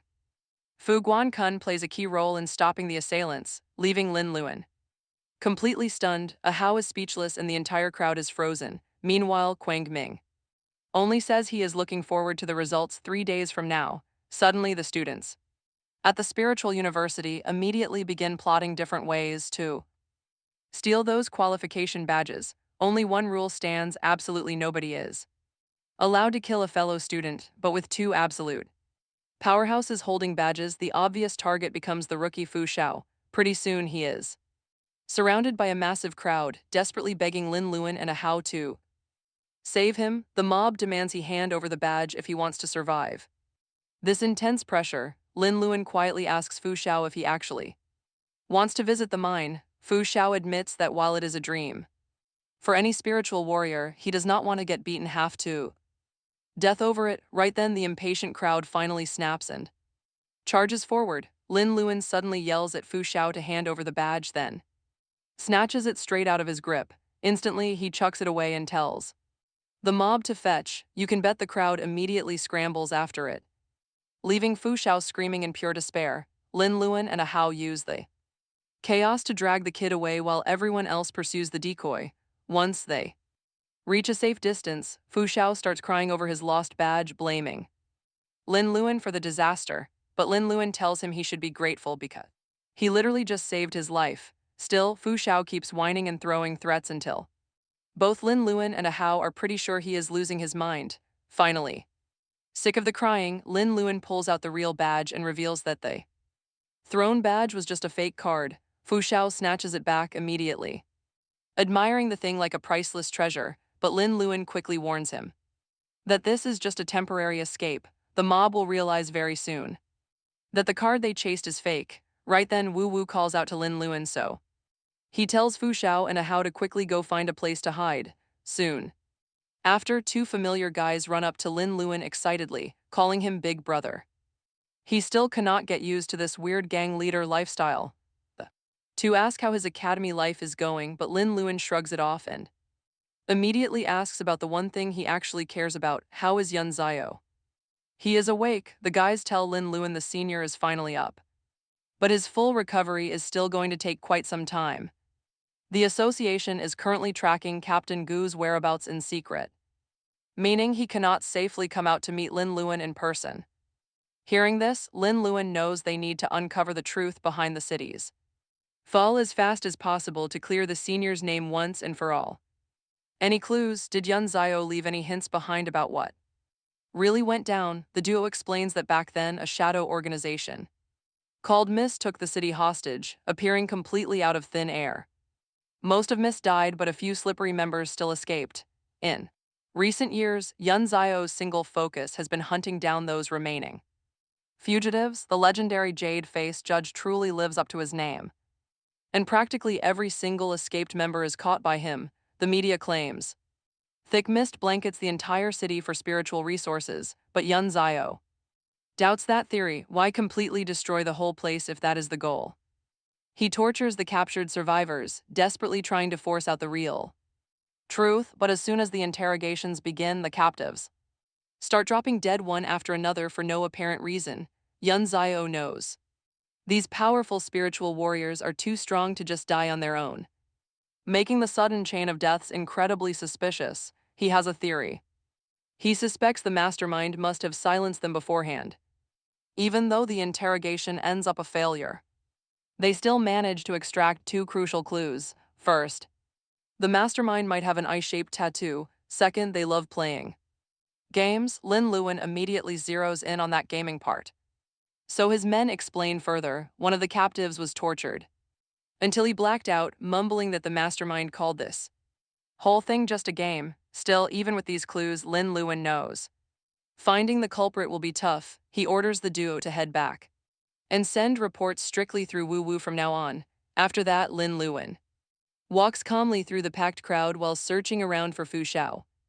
He keeps analyzing the culprit, wondering who actually benefits from the fallen city. Suddenly, Quang Ming comes to mind, prompting Lin Luan to head straight for the administration building, but when he gets there, his sharp perception detects no spiritual flow whatsoever. He wonders if Quang Ming has already slipped out of the academy. Suddenly, a voice speaks behind him. Lin Luan spins around and there stands Quang Ming, standing ridiculously close to him. Lin Luan flinches, sensing absolutely zero spiritual energy from the guy. He instantly tries to activate his absorb skill, but the system triggers a warning, unable to calculate the points required for capture. Since it cannot read the target's vitality, cold sweat breaks out on Lin Luan. The system has never failed him like this before. Right then, the dean strolls over, demanding to know what he is doing there. Lin Luan quickly claims he got lost on this massive campus, but the dean stops him anyway, demanding to know where he's from. Lin Luan answers that he is from the Eastern District, his mother a nurse. The dean sneers in pure disgust and tells him to get lost. Lin Luan despises the old man, but before walking away, he stops to ask if he can help him score some spicy photos of the president. The dean is absolutely furious, but surprisingly, the request itself is not even what offends him most. It is the idea of helping, Lin Luan says. He will assist, activates absorb, and copies the dean's perfect flattery skill. Under the spell, the dean instantly complies, soon leading him straight to Quang Ming's room. Quang Ming is startled by the late-night visit. But before he can ask, the dean suddenly spills a glass of wine all over his shirt, apologizing frantically and claiming he just wanted to invite him for a quick drink. He even offers to wipe it off.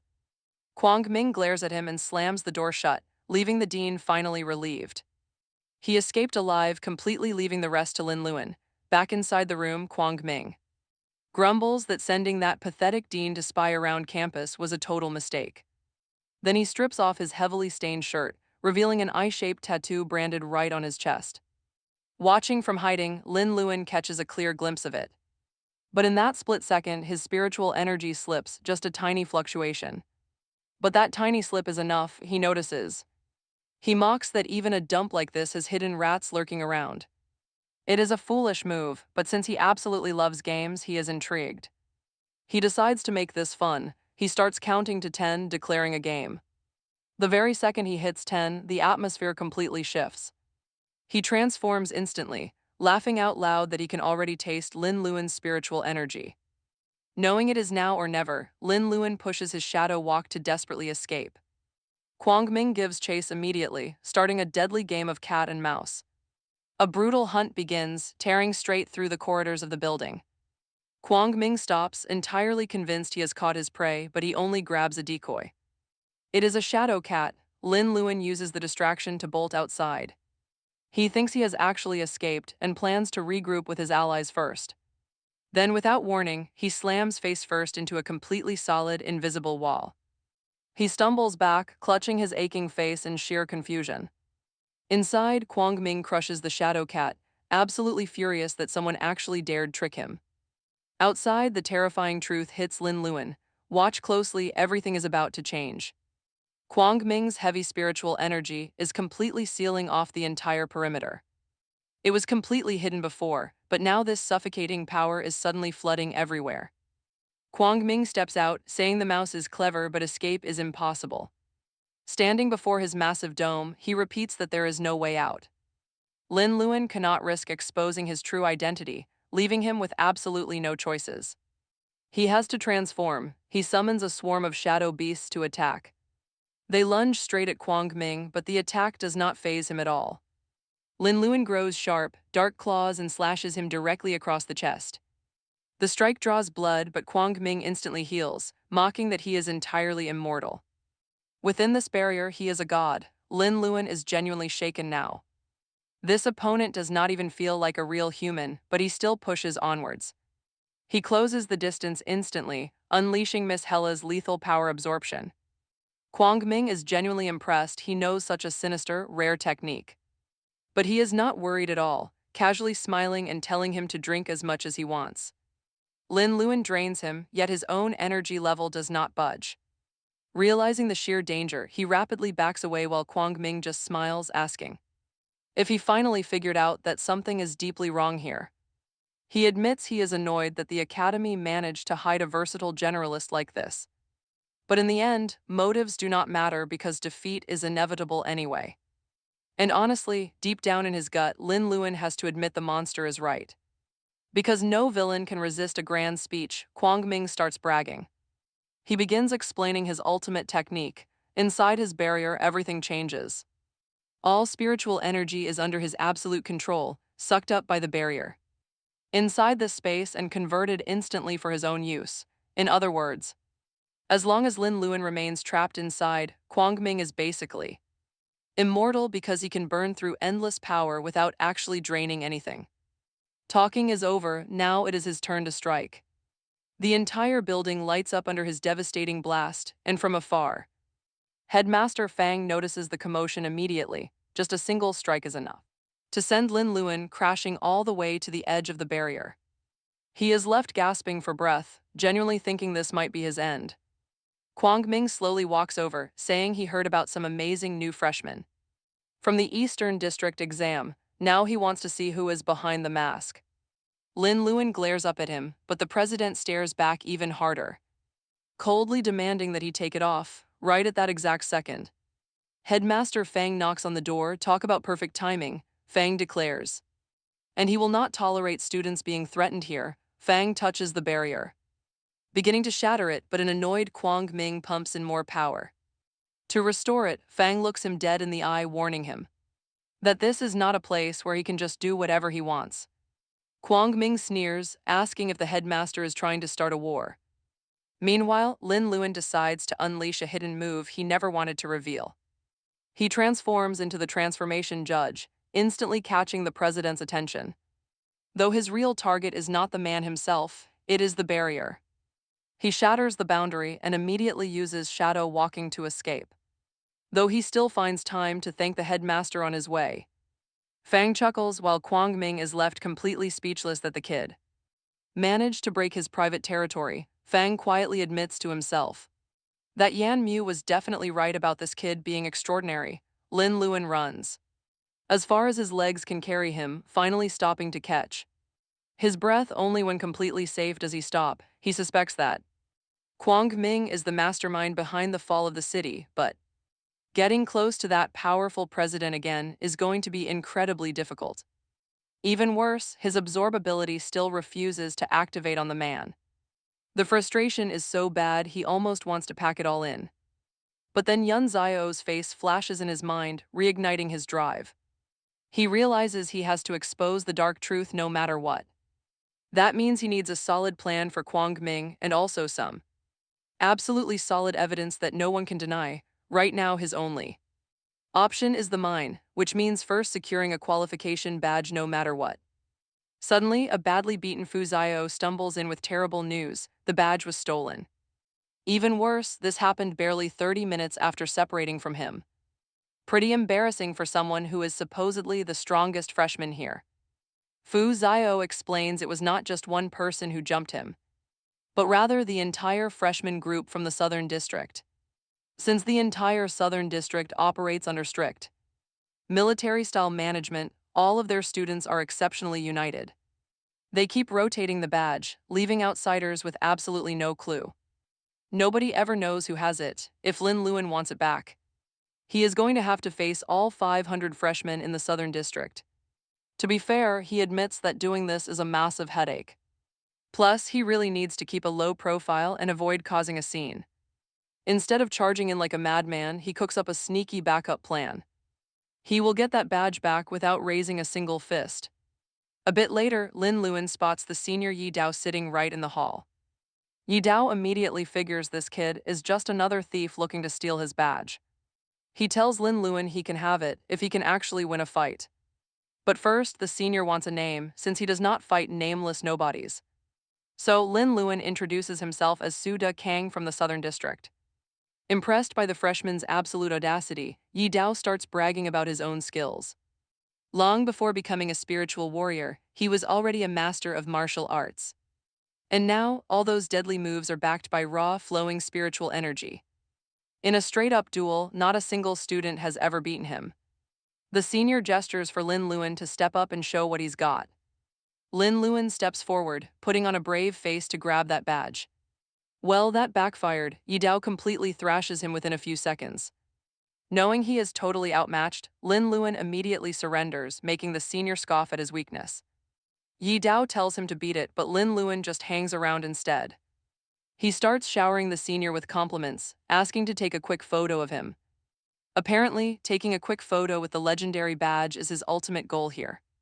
It is shameless, but he tells Yi Dao that it is purely to show off. The senior sighs, realizing this rookie just wants some massive bragging rights. Deciding to play along, Yi Dao holds up the badge and strikes a cool pose. Our guy pulls out his phone, but instead of snapping a photo, watch this. He blasts the senior right in the eyes with the brightest flashlight setting. Blinded, Yi Dao cannot do a thing as Lin Luan snatches the badge. Sprinting away, he loudly yells that the badge now belongs to Su Da Kang. Yi Dao absolutely loses his mind and charges after the dirty thief. Too late, Lin Luan uses shadow walking to vanish into thin air. Fuming with absolute rage, the senior promises to hunt down this mysterious Su Da Kang. He storms straight into the Southern District dorms, ready to break some heads. But to his absolute surprise, he runs right into Yang Changye. She is furious too, because her own badge was just stolen by the exact same guy. It was that same Su De Kang using the exact same underhanded flash trick. Now united in their hatred, they team up to hunt down Su De Kang. Meanwhile, the actual innocent Su De Kang is just wondering where the badge is.